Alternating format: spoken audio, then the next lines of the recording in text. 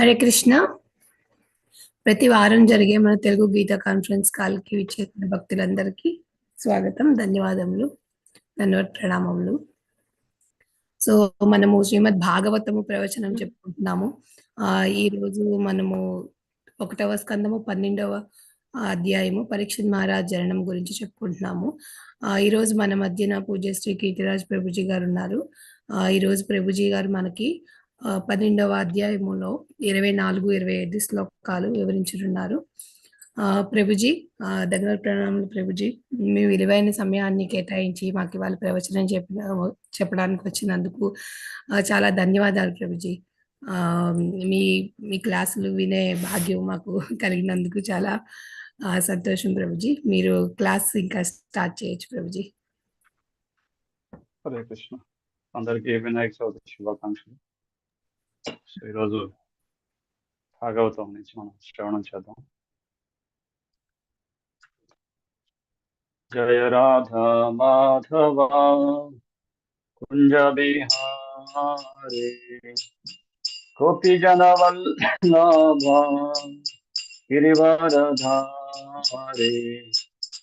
యశోదనందన వ్రజ జన రంజన యశోదనందన వ్రజ జన రంజన యమున తీరా వనచారి యమున తీరా వనచారి జయ రాధ మాధవ కుంజ బిహారీ.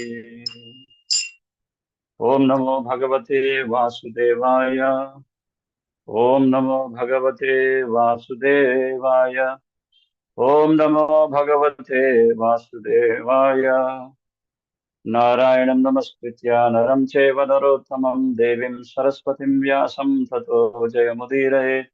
నష్టప్రాయేష భద్రేషు నిత్యం భాగవత సేవయా. భాగవతీ ఉత్తమ శ్లోకే భక్తిర్భవతి నైష్టికీం. కృష్ణాయ వాసుదేవాయ దేవకీ నందనాయ చ నందగోపకుమారాయ గోవిందాయ నమో నమః. వాంఛాకల్పతరుభ్యశ్చ కృపా సింధుభ్య ఏవ చ పతితానాం పావనేభ్యో వైష్ణవేభ్యో నమో నమః. హరే కృష్ణ. సో ఈరోజు మన భాగవతం ప్రథమ స్కందం 12వ అధ్యాయంలోంచి 24-23 శ్లోకాలు చర్చించబోతున్నాం. ఈ అధ్యాయం పేరు పరీక్షిత్ మహారాజ్ యొక్క జననం. సర్వ సద్గుణాత్ మహాత్మ్యే ఏష కృష్ణాన్ మనువ్రతః గ్రంథి దేవా ఇవోధారో యయాతి త్రివ ధార్మికః.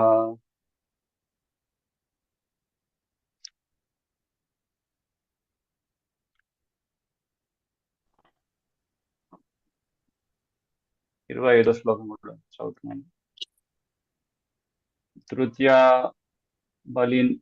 బలిసం కృష్ణే ప్రహాద ఇవ సద్గురు అర్హై శోష్వ మేధానాం వృధానాం పర్యుపాసకః. 24వ యొక్క తాత్పర్యం. శ్రీకృష్ణుని అడుగుజాడల్ని అనుసరించుచు ఈ బాలుడు ఆ దేవదేవునితో దాదాపు సముడు కాగలడు. ఉదార స్వభావంలో రంతి దేవుని ఎంత గనుడు కాగల ఇతడు ధర్మము నందు యయాతి మహారాజును ప్రోలు. 25వ శ్లోకం యొక్క తాత్పర్యం. ధైర్యం నందు ఈ బాలుడు బలి మహారాజును బోలును. ప్రహ్లాదుని వలె గొప్ప కృష్ణ భక్తులగును. పెక్కు అశ్వమేధ యాగములను నొనరించి వృద్ధులను మరియు అనుభవజ్ఞులను అనుసరించును. సో ఈ రెండింటి యొక్క భాషలు ఎవరైనా చదవండి దయచేసి. హరే కృష్ణ. భక్తుల్లో ఎవరైనా భాష్యం చదువుతారా? హరే కృష్ణ మాతాజీ, నేను చదవమంటారా? చదవండి మాతాజీ. 24వ శ్లోకము భాష్యం కొంచెం పెద్దగా ఉంది. ఒక పారాగ్రాఫ్ చదవండి మాతాజీ, తర్వాత వేరే వాళ్ళు చెప్తారు. ఓకే. హరే కృష్ణ. హరే కృష్ణ.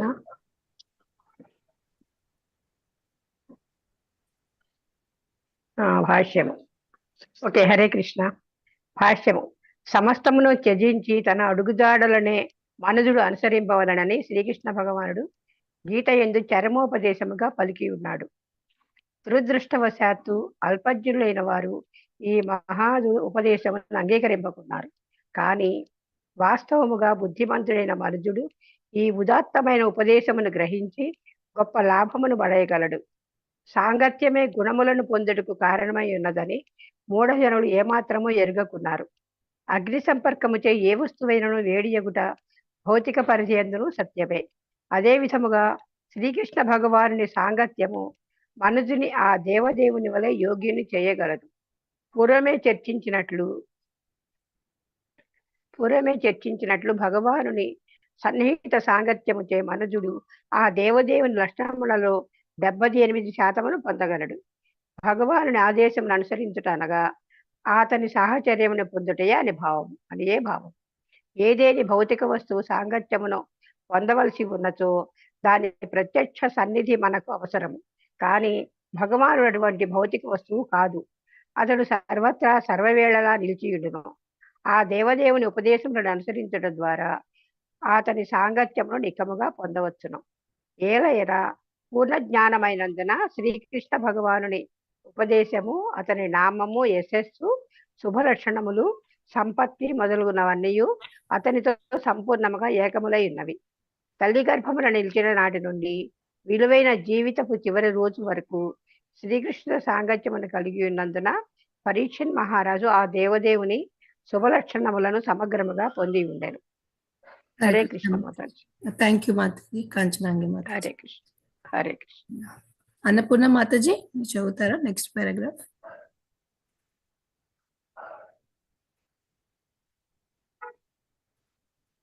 భక్తులు ఎవరైనా చదువుతారా? నెక్స్ట్ పారాగ్రాఫ్ చదవచ్చు.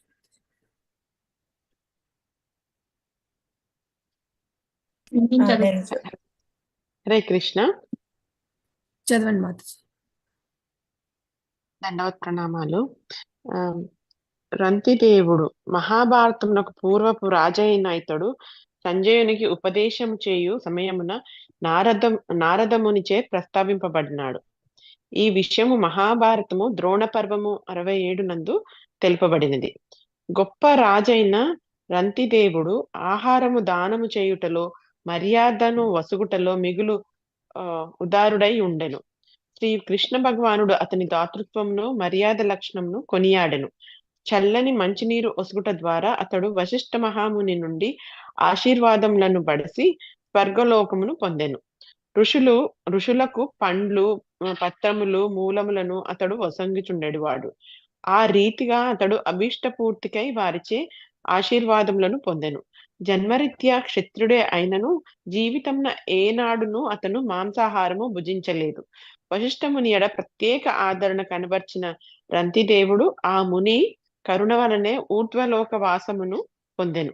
సాయం సంధ్యలయందు స్మరణీయులైన పుణ్యరాజులలో రంతిదేవుడు ఒకడు. నెక్స్ట్ చదవమంటారా? ఎవరైనా చదువుతారా? Thank you Deepti Mataji. ఇంకా భక్తులు చదువుతారా? నెక్స్ట్ నేను చదువుతాను మాతాజీ. చదవండి మాతాజీ. దండవత్ ప్రణామాలు ప్రభుజీ. మాతాజీ, యయాతి గొప్ప ప్రపంచ చక్రవర్తి అయిన యయాతి ఆర్యులకు మరియు ఆసియా, ఐరోపాలకు చెందిన సమస్త దేశవాసులకు మూల పురుషుడై ఉన్నాడు.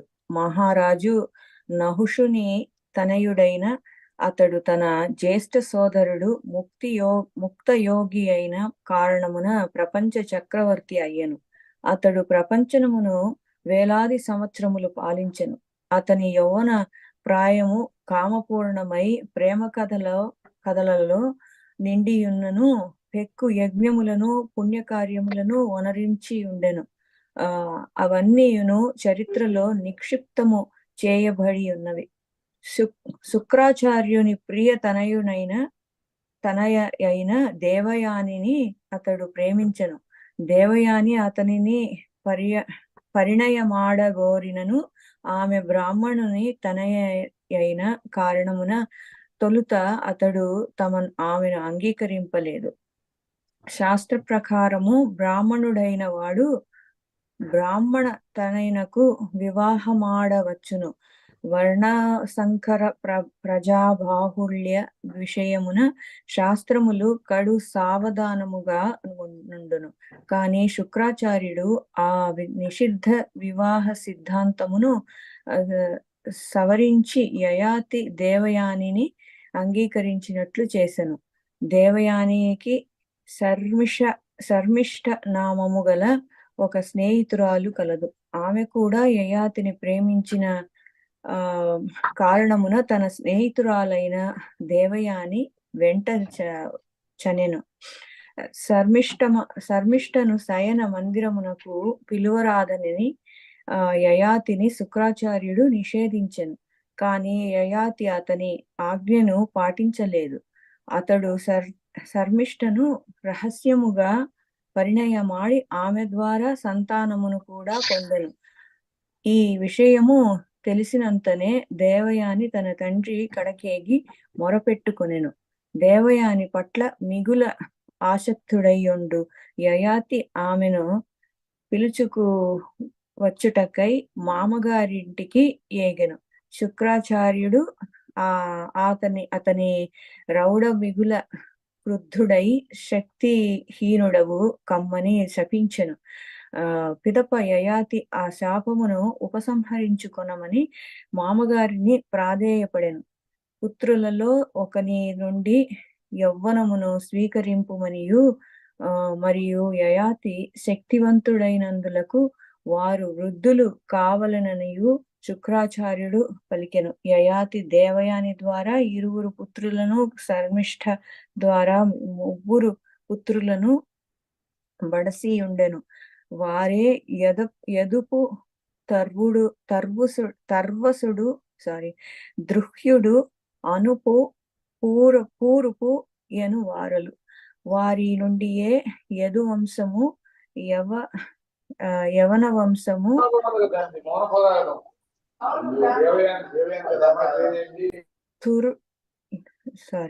తురుష్కు, భోజ వంశము, మ్లేచ్ఛ వంశము, గ్రీకు,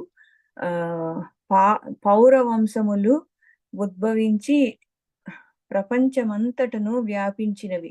తన పుణ్యకర్మల ద్వారా స్వర్గాది లోకములను చేరినను మహాత్ములను విమర్శించిన కారణమునను తన గొప్పలు చెప్పుకొనిన కారణమునను యయాతి అచ్చట నుండి పతనము చెందెను. ఆ విధముగా పతనము చెందిన తరువాత అతని కుమార్తె మనుజుడు ఇరువురులను సంచిత పుణ్యమును అతనికి ధారపోసిరి. అట్లు మనుజుడు మరియు మిత్రుడైన శిబి సహాయము చే అతడు స్వర్గరాజ్యమును చేరి యమరాజు సదనమున సభ్యుడయ్యెను. అచ్చట అతడు భక్తుని వలె యమరాజుని గూడి ఉండెను. 1000కి పైగా వివిధ యజ్ఞములను వనరించిన యయాతి మిక్కిలి ఉదారముతో దానములను గావించెను. ప్రఖ్యాతి చెందిన రాజైన అతని యశస్సు లోకమంతటను వ్యాపించినది. కామాతుర కోరికచే యయాతి కష్టముల పాలైనప్పుడు కనిష్ఠతనయుడు 1000 సంవత్సరములు తన యవ్వనమును ప్రసాదించుటకు అంగీకరించెను. కాని అంత్యమున లౌకిక జీవనము నుండి అసంగుడై యవ్వనమును పూరువునకు ఇచ్చివేసెను. రాజ్యమును పూరువునకు హస్తగతము చేయగోరినప్పుడు మంత్రులు, దేశ ప్రజలు అందులకు అంగీకరింపలేదు. కాని పూరువు ఘనతమును ప్రజలకు అతను వివరించగా అతనిని రాజుగా స్వీకరించుటకు వారు అంగీకరించి. ఆ విధముగా యయాతి మహారాజు గృహస్థ జీవనము నుండి విరమణ పొంది గృహమును వీడి అరణ్యమునకు పోయెను. హరే కృష్ణ ప్రభుజీ. హరే కృష్ణ. థ్యాంక్ యూ మాతాజీ. ప్రభుజీ 24వ శ్లోకం భాష్యం చదివారు ప్రభుజీ. 25 కూడా చదవాలా ప్రభుజీ? లేదు, చదివితే బాగుంటుంది. ఓకే. 25వ శ్లోకం భాష్యం ఎవరైనా చదువుతారా? చదవమంటారా? చదవండి అన్నపూర్ణ మాతాజీ. ధైర్యం నందు ఈ బాలుడు బలి మహారాజును బోలును. ప్రహ్లాదుని వల్ల గొప్ప కృష్ణ భక్తుడగును. పెక్కు అశ్వమేధ యాగంలో నునరించి వృద్ధులను అనుభవజ్ఞులను అనుసరించును. భాష్యము శీలాప్రపాదుకు జయ, శీలాప్రపాదుకు జయ, శీలాప్రపాదు. బలి మహారాజు భక్తియుత సేవలో ప్రామాణికులైన 12 మహాజనుల్లో బలి మహారాజు ఒకడు. భగవాను ప్రీత్యర్థమై సమస్తమును త్యాగము చేయుట చేతను మరియు భగవత్ సేవ కొరకై సమస్తమును అర్పించుట యందు అవరోధము కలిగిన నామమాత్రపు గురువు తిరస్కరించిన కారణమున బలి మహారాజు భక్తియుత సేవలో పరమ ప్రామాణికుడై ఉన్నాడు. శ్రీకృష్ణ భగవాను ఎడ అహైతుకము విక్షేపరహితమైన భక్తియుత సేవా స్థాయిని పొందుటయే ధర్మ జీవనపు పూర్ణత్వమై ఉన్నది. కనుకనే బలి మహారాజు కూడా శ్రీకృష్ణుని ప్రీత్యర్థమై సమస్తమును త్యజింప సిద్ధపడింది. ఎట్టి అడ్డంకులు అతడు లక్ష్య పెట్టలేదు. భక్తి యోగమునందు మరి యొక్క ప్రామాణికుడైన ప్రహ్లాదునికి అతడు మనుమడు. బలి మహారాజును కూడా మరియు అతనితో వామన దేవుని వ్యవహారములను గూర్చి శ్రీమద్ భాగవతము యొక్క 8వ స్కందము అధ్యాయము 11-23 వర్ణింపబడినది. హరే కృష్ణ మాతాజీ. థ్యాంక్ యూ అన్నపూర్ణ మాతాజీ. Thank you. భక్తుల్లో ఎవరైనా చదువుతారా మాతాజీ లాస్ట్ పారాగ్రాఫ్?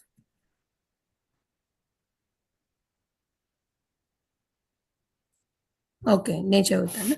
భక్త ప్రహ్లాదుడు శ్రీకృష్ణ భగవానుని విష్ణువు పూర్ణ భక్తుడు. భగవానుని శుద్ధ భక్తుడైన కారణమున అతనిని 5 ఏళ్ల ప్రాయము నాడే అతని తండ్రి అయిన హిరణ్యకశిపుడు తీవ్రంగా దండించెను. అతడు హిరణ్యకశిపునకు జ్యేష్ఠ తనయుడు మరియు అతని తల్లి పేరు కయాదు. ఒకవేళ భక్తి మార్గమున అవరోధముగా ఉన్నచో తండ్రినైనను ఆ మార్గము నుండి తొలగించవలని ఉపమానమును నెలకొల్పుచు ప్రహ్లాదుడు తన తండ్రిని నరసింహదేవునిచే నశింపజేసిన కారణమున భక్తి యోగమున ప్రమాణికుడై ఉన్నాడు.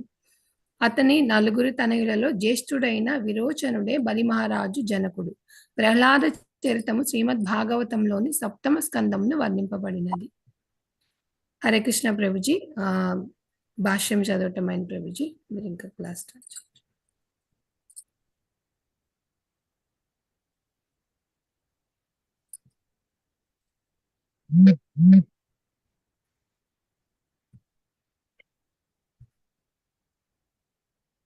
హరే కృష్ణ ప్రభుజీ.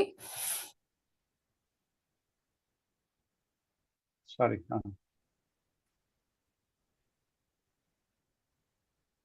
జ్ఞానతిమిరంధస్య జ్ఞానాంజనశలాకయ చక్షురున్మిలితం యేన తస్మై శ్రీగురవే నమః. శ్రీచైతన్యమనోభీష్టం స్థాపితం యేన భూతలే స్వయం రూపా కదా మహ్యం దదాతి స్వపదాంతికం. వందేహం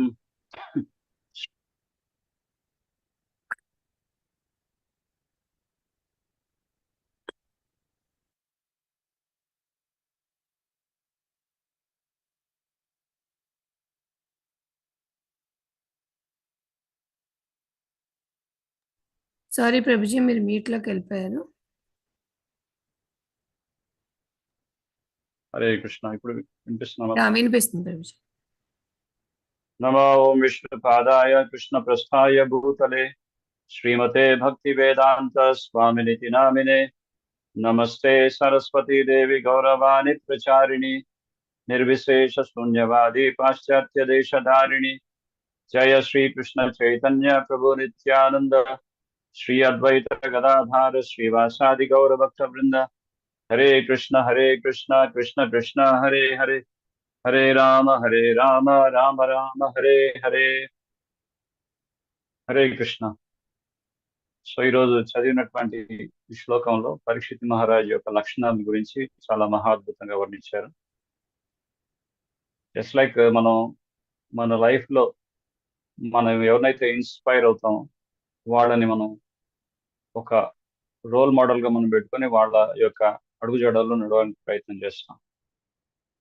సో అందులో 1-2 ఉండవచ్చు, కానీ ఇక్కడ ఇటువంటి గొప్ప గొప్ప పర్సనాలిటీస్ ఎవరైతే ఉన్నారో, గొప్ప గొప్ప మహానుభావులు ఎవరైతే ఉన్నారో వారి అన్ని లక్షణాలతో జన్మించినటువంటి ఈ అద్భుతమైనటువంటి శిశువు పరీక్షిత్ మహారాజు. సో ఇన్ని అద్భుతమైనటువంటి లక్షణాలు ఉన్నటువంటి ఆ యోగ్యత అర్హత కలిగినటువంటి ఆ పరీక్షిత్ మహారాజునే ఎన్నుకోవడం జరిగింది భాగవతాన్ని వినిపించడానికి. సో సుఖదేవ్ గోస్వామి ఈ భాగవత జ్ఞానాన్ని పరీక్షిత్ మహారాజ్కి అందజేశారు.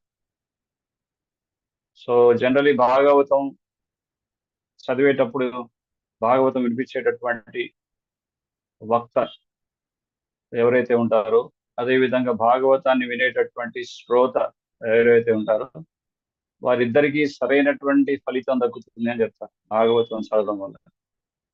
కానీ ఇక్కడ పరీక్షిత్ మహారాజు యొక్క ప్రయోజనం కోసమే కాదు, ఇక్కడ పరీక్షిత్ మహారాజు యొక్క మాధ్యంగా సమస్త మానవాళికి అందరికీ కూడా ఈ భాగవతం అనేది అందజేయడం జరిగింది సుఖదేవ్ గోస్వామి.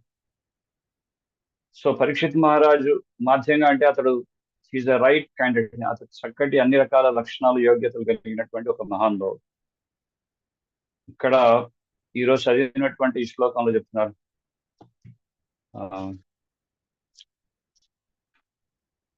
సర్వ సద్గుణ మహాత్మ్య యేషు కృష్ణ మనువ్రత. సర్వ సద్గుణ అంటే అన్ని విధములైనటువంటి సద్గుణములన్నీ కూడా ఇటువంటి గొప్ప మహాభక్తుల్లో ఉన్నాయి. వాస్తవంగా ఎవరైతే భగవంతుడి పట్ల అచంచలమైనటువంటి భక్తి నిష్ఠ కలిగి ఉంటారో వారికి మంచి అవలక్షణాలన్నీ కూడా లభిస్తాయని చెప్పి మనకి శాస్త్రం చెప్తుంది. ముఖ్యంగా భాగవతంలో చెప్తారు, యస్యస్తి భక్తి భగవతి అకించన సర్వై గుణై తత్ర సమాసతే సురః. యస్యస్తి భక్తి భగవతి అకించన. అకించన అంటే ఎటువంటి వేరే డైవర్షన్ లేకుండా, వేరే డీవియేషన్స్ లేకుండా అచంచలమైనటువంటి భక్తి కలిగి ఉన్నటువంటి వారు. ఇంకా వారికి ఇంకా వేరే భగవంతుడు తప్ప అన్యదా వేరే శరణం ఏది లేదు. అందుకే అకించన గోచర అంటారు. సో అటువంటి అకించనులైనటువంటి ఆ మహాభక్తులు ఎవరైతే ఉన్నారో భగవంతుడి నిరంతరమైన సేవ చేయడం కారణం చేత సర్వై గుణై తత్ర సమాసతే సురః, వాళ్ళకి మంచి సురులతో పోల్చబడినటువంటి గుణములు వాళ్ళకందరికీ కూడా వారికి ఉంటాయి అని ఇక్కడ తెలియజేస్తున్నారు. సో అన్ని రకాల అవలక్షణాలన్నీ కూడా భక్తుల్లో ఉంటాయి. ఎందుకంటే ఆయన భక్తి కార్యాల్లో నిమగ్నం అవడం కారణం చేత ఆ విధంగా ఆ దేవతల యొక్క లక్షణాలన్నీ కూడా ఆయనలో వస్తాయని చెప్తున్నారు. అయితే పరీక్షిత్ మహారాజ్ దగ్గర ఉన్నటువంటి లక్షణాలు ఏంటి అని మనం గత శ్లోకాల్లో కూడా విని ఉన్నాం. గత శ్లోకాల్లో ఆయన యొక్క లక్షణాలని పోలుస్తూ ముఖ్యంగా ఒక ఉదాహరణకి ఆయనతో పోలుస్తున్నారు. Just like for example,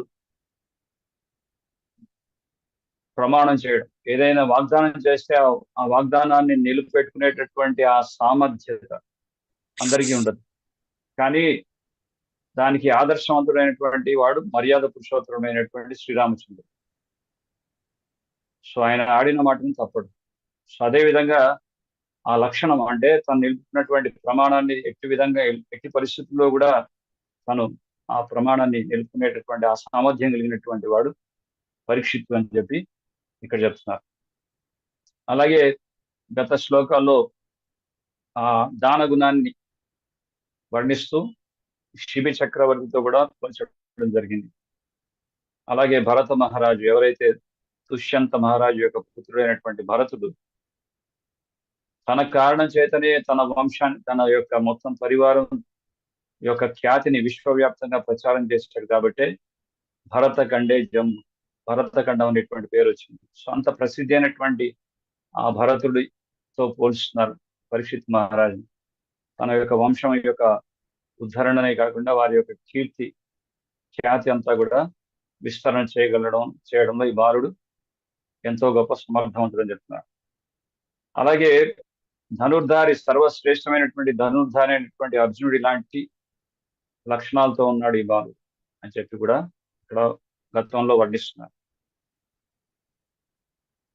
so ఇవన్నీ లక్షణాలు ఎందుకు వస్తున్నాయి అంటే ఈ లక్షణాలన్నీ, ఇటువంటి లక్షణాలు ఎందుకున్నాయి అని మనం వాటిని పరిశీలించినట్లయితే ఇక్కడ ఏం చెప్తున్నారంటే శ్రీకృష్ణ భగవానుడి యొక్క అడుగుజాడలో నడవడం చేత ఇవన్నీ కూడా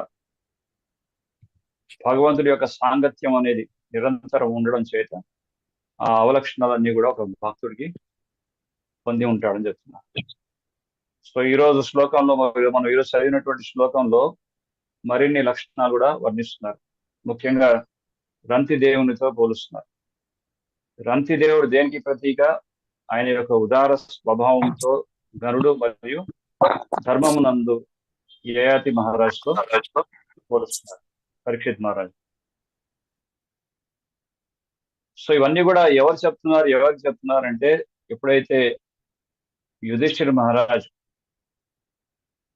ఆ పరీక్షిత్ మహారాజు అతడు జన్మించిన వెంటనే తను చక్కటి నిష్ణాతులైనటువంటి బ్రాహ్మణుల్ని ఆహ్వానించి వారి ద్వారా ఆయన యొక్క జాతక చక్రాన్నంతా కూడా పరిశీలిస్తున్నారు. ఇక్కడ ఆయన పుట్టినటువంటి నక్షత్రం, ఆ గ్రహముల యొక్క కక్ష, అక్కడ ఉన్నటువంటి మంగళప్రదమైనటువంటి ఆ లక్షణాలన్నింటినీ కూడా వాళ్ళు ఆ బ్రాహ్మణులు చెప్తున్నారు.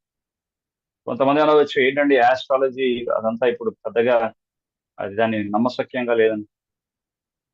ప్రభుపాల్ వారు దీని గురించి చెప్తారు. ఈ ఆస్ట్రాలజీ అనేది కూడా అది ఒక శాస్త్రమే, జ్యోతిష్ శాస్త్రం అంటారు. సో అటువంటి శాస్త్రాన్ని సక్రమంగా సద్వినియోగపరచుకోవడం కావడం చేత కొంతమంది దాన్ని దుర్వినియోగపరచుకోవడం చేత ఆయనంత మాత్రం చేత ఆ శాస్త్రం అనేది పూర్తిగా తప్పని కాదు. ఆ శాస్త్రం ఉంది, అందులో క్షుణ్ణంగా ఎటువంటి స్వార్థం లేకుండా దాన్ని అధ్యయనం చేసి ఆ నిష్ణాతులైనటువంటి బ్రాహ్మణుడు సక్రమంగా చక్కగా ఆ సూచనలు ఇచ్చేటటువంటి విధానం కూడా ఉంది. సో దాన్ని మనం అది ఇప్పుడు ప్రస్తుతం ఉన్నటువంటి కలియుగంలో దాని వాడుక సరిగా లేదు కాబట్టి అది తప్పు అనడానికి మాత్రం వీల్లేదు.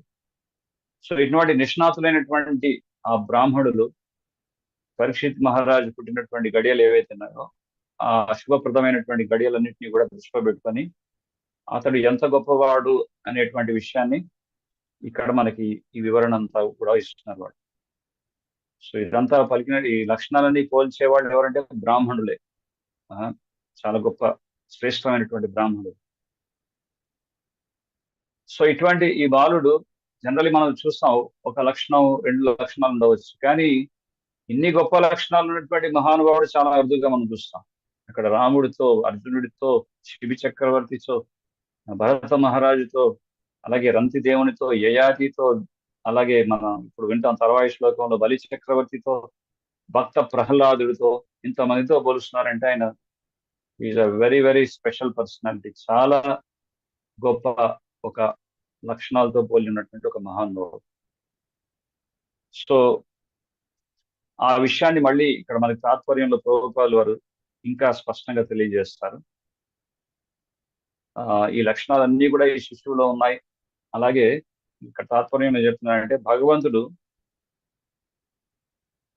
తాను భగవద్గీతలో ఇచ్చినటువంటి చరమ శ్లోకం ఏంటంటే అన్ని కైతవ ధర్మాలన్నింటినీ విడిచి తనకు పూర్తిగా శరణాగతి అవ్వడం అనేటువంటి ఆ విషయాన్ని శ్రీకృష్ణ భగవానుడు భగవద్గీతలో మనందరికీ ఆ జ్ఞానాన్ని ఇచ్చారు. అంటే పూర్తిగా శరణాగతి అవ్వడం అనే లక్షణం అది చాలా అరుదుగా కొంతమంది మాత్రమే ఉన్నటువంటి లక్షణం, అందరికీ ఉండదు. మనం పూర్తిగా పరిపూర్ణంగా భగవంతుడికి శరణాగతి అవ్వడం మనం చూడవచ్చు. ప్రహ్లాదుడు ఈ గొప్ప గొప్ప భక్తుల్లో ఇటువంటి లక్షణాలు లైక్ యుధిష్ఠిర మహారాజు చూడవచ్చు. మొత్తం కురుక్షేత్ర యుద్ధం అంతా జరిగింది హస్తినాపురానికి రాజుగా నియమించడానికి. ఎవరిని? యుధిష్ఠిర మహారాజు. మరి ఆ యుధిష్ఠిర మహారాజు ఆ యుద్ధంలో గెలిచి హస్తినాపురానికి సామ్రాట్ అయిన తర్వాత కొంతకాలం ఆ రాజ్యాన్ని చక్కగా పరిపాలించి అంతా సుభిక్షంగా అంతా ప్రజలందరినీ కూడా సంతోషపెట్టి ఆ విధంగా అన్ని సక్రమంగా నిర్వర్తించిన తర్వాత సమయం ఆసన్నమైన వెంటనే తను తపస్సు చేయడానికి ఉత్తర దిశగా బయలుదేరుతున్నాడు. అంటే ఇది ఒక అంగం, భక్తిలో భగవంతుడికి పరిపూర్ణంగా శరణాగతి అవడం అనేది ఒక లక్షణం. అన్ని సుఖాలుండి అన్ని విధాలుగా భోగించేటటువంటి స్థితిగతులు ఉండి అన్ని రకమైనటువంటి భోగించడానికి అనుకూలమైనటువంటి వాతావరణం ఉండి కూడా వాటిని త్యజించి భగవంతుడి పాద పద్మాల్ని పరిపూర్ణంగా ఆశ్రయించడం అనేది చాలా గొప్ప విషయం. సో మనం చూస్తాం అదే లక్షణాలతో పరీక్షిత్ మహారాజు కూడా ఉన్నారని చెప్తారు. సో ఆయన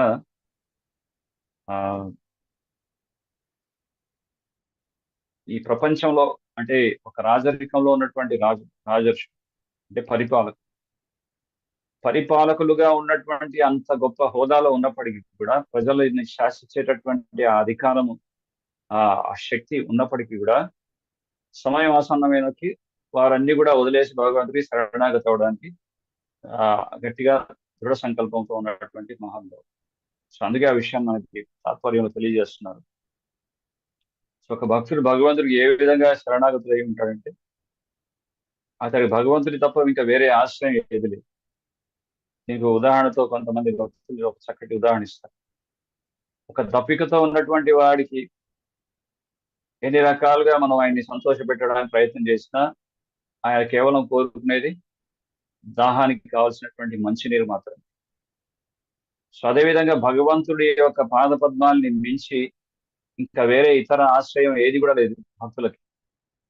భగవంతుడి యొక్క పాద పద్మాల్ని పరిపూర్ణంగా ఆశ్రయించడం తప్ప వాళ్ళ జీవితంలో ఏది కూడా లేదు. ఈ బాహ్యమైనటువంటి భౌతిక ప్రపంచంలో ఉంటూ ఈ లౌకికమైనటువంటి కార్యకలాపాల్లో నిమగ్నమైనప్పటికీ కూడా వాళ్ళ అచంచలమైనటువంటి ఆ స్థిరమైనటువంటి మనస్సు ఎప్పుడు భగవంతుడి మీద పాద పద్మాల మీదనే పరిపూర్ణంగా ఆ ఆశ్రయాన్ని కోరుకుంటుంది. ఇంకా వారికి వేరే ఆశ్రయం ఏది లేదు. సో అటువంటి ఆ భక్తుడే పరీక్షిత్ మహారాజు. అందుకే ఆయన బాల్యం నుంచి అంటే ఫస్ట్ తల్లి గర్భాశయంలో ఉన్నప్పటి నుంచే భగవంతుడి యొక్క సాంగత్యం పొందిన్నాడు. కేవలం తల్లి గర్భాశయంలో ఉన్నప్పటి నుంచి కాదు, తుది శ్వాస వరకు, ఆఖరి శ్వాస వరకు కూడా భగవంతుడి యొక్క సాంగత్యాన్ని పొంది ఉన్నటువంటి మహా అదృష్టం ఉంది. మన జీవిత కాలంలో మనం భగవంతుడి యొక్క సాంగత్యాన్ని కోరుకోవచ్చు, భగవంతుడితో సర్వదా అన్ని వేళలా ఆయన యొక్క సహచర్యాన్ని పొందాలనేటువంటి ఆకాంక్ష మనలో ఉండవచ్చు.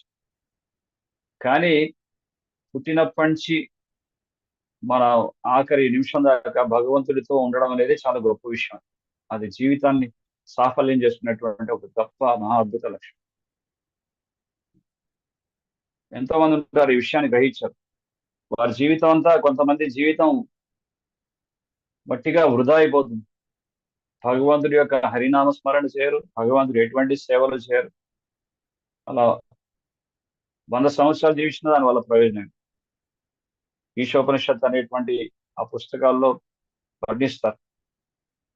శ్వాస తీసుకొని శ్వాస వదలడం అనేది అది గొప్ప పెద్ద విషయం. అది పెద్ద ఘనకార్యమే కాదు, పెద్ద గొప్ప విషయమేం కాదు. ఆ కంసలి వాడి దగ్గర కూడా ఆ అగ్నిని దాన్ని రగిలింపజేయడానికి ఆయన దగ్గర కూడా ఒక పరికరం ఉంటుంది. అది కూడా శ్వాస తీసుకున్నట్టు శ్వాస వదులుతున్నటువంటి విధంగా పనిచేస్తుంది. సో ఆ విధంగా దాంతో పోలుస్తారు, కంసలి వాడి దగ్గర ఉన్నటువంటి ఒక ఉపకరణంతో పోలుస్తారు. సో ఈ విషయాన్ని భగవంతుడికి పూర్తిగా శరణాగతి అవ్వాలి అనేటువంటి విషయాన్ని అల్ప మేధస్సులు అర్థం చేసుకోరు. ఆ విషయాన్ని ప్రభుపాద వారు ఈ భాషలో కూడా రాస్తున్నారు. ఎవరైతే అల్ప మేధస్సులు ఉంటారో వారు భగవంతుడు ఇచ్చినటువంటి అతి అమూల్యమైనటువంటి ఈ ఆదేశాన్ని వాళ్ళు స్వీకరించలేరు. అటువంటి వాళ్ళ గురించి కూడా భగవద్గీతలో రాస్తారు. భగవంతుడు చెప్తారు, నమాం దుష్కృతినో మూఢ ప్రపద్యంతే నరాధమ మాయా అపహృత జ్ఞాన ఆసురిం భావం ఆశ్రిత. నమా దుష్కృతినో మూఢులు. అదేవిధంగా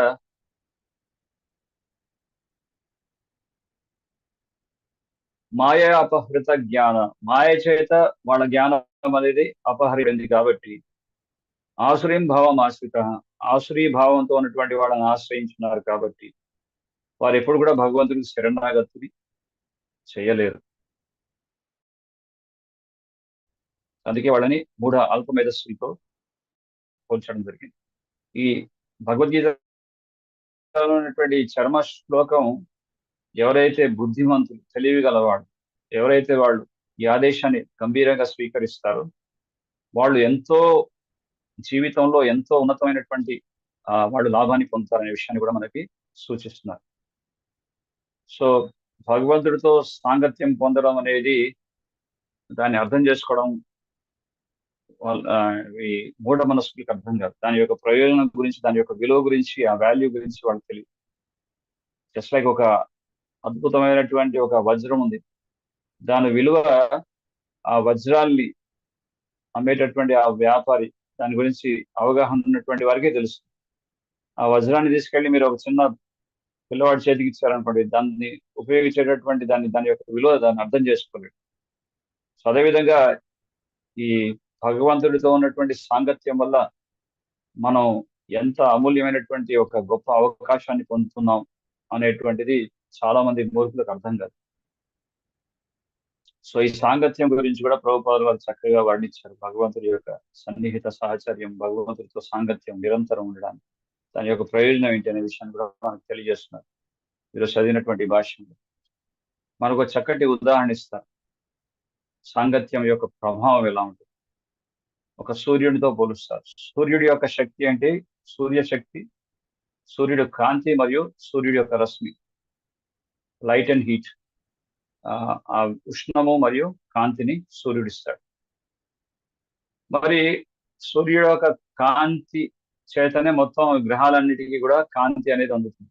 మనం ఉన్నటువంటి ఈ భూమండలం కూడా దానికి ఈ కాంతి లేదు, దానికి లైట్ లేదు. సూర్యుడు ఉదయిస్తేనే మనకి సూర్యరశ్మి ద్వారానే మనం కాంతిని పొందుతాం, లేకపోతే మనం కూడా ఒక చీకటి లోకంలోనే ఉన్నాం. సో అదేవిధంగా చంద్రలోకం కూడా అది చీకటిది మరియు చల్లటి ప్రదేశం. కానీ సూర్యుడి ద్వారా చంద్రుడికి కూడా చక్కటి కాంతి వస్తుంది. సో ఆ కాంతిని స్వీకరించడం కారణం చేత చంద్రుడు ఆ విధంగా మనకి చక్కటి వెన్నెల, ఆ విధంగా ఆ వనస్పతులకి, అక్కడ ఉన్నటువంటి ఫలములకి, అన్నిటికీ కూడా పోషణ అందిస్తున్నాడు. సూర్యుడి యొక్క వెన్నెల వల్ల ఇవన్నీ కూడా పోషించబడతాయి. సో సూర్యుడికి ఎలా వచ్చింది ఆ శక్తి అంటే చంద్రుడికి ఎలా వచ్చింది అంటే అది సూర్యుడి యొక్క సాంగత్యం వల్ల. So the sun is the supreme, is great, and being associated with the sun when moon also has its greatness. సాంగత్యం వల్ల ఆ గొప్పతనం అనేది వస్తుంది అనేది ఇక్కడ మనకు అర్థమవుతుంది. ఇంకో ఉదాహరణ కూడా ప్రభుపాదులు వారు ఈ భాషలో మనం చదివినటువంటి భాషను చెప్తారు. అగ్నితో చెప్తున్నారు. అగ్నిలో ఎటువంటి పదార్థాన్ని వేసినా కానీ అది కాలుతుంది. అదే అగ్నితో సంపర్కం ఏర్పడడం వల్ల అది కూడా అగ్నిలాగా మారుతుంది. జస్ట్ లైక్ ఫర్ ఎగ్జాంపుల్, ఒక ఇనుమును తీసుకెళ్లి అగ్నిలో పెట్టామనుకోండి, అప్పుడు అది కూడా అగ్నిలాగా మారిపోతుంది. సో ఆ విధంగా భగవంతుడు పరమ పవిత్రుడు. ఆయన యొక్క సాంగత్యం వల్ల మనలో కూడా పవిత్రత వస్తుంది. ఆ పరమ పవిత్రుడితో మనం సాంగత్యం చేయాలంటే మనలో కూడా పవిత్రత రావాలి. సో ఆ విధంగా మనం ఎప్పుడైతే భగవంతుడి ఆహర్నిశలు ఆయన యొక్క నామాన్ని జపిస్తుంటామో, ఆయన గురించి వింటుంటామో, ఆయనను కీర్తిస్తుంటామో, ఆయనను సేవిస్తుంటామో, తద్వారా మనకు కూడా ఆ లక్షణం వస్తుంది. We can spiritualise hour existence. మన యొక్క అస్తిత్వాన్ని ఆధ్యాత్మికంగా మలుచుకోవచ్చు ఎప్పుడు మన భగవంతుడితో నిత్యము సాహచర్యం ఉండడం వల్ల, ఆయన యొక్క నామాన్ని ఆశ్రయించడం వల్ల.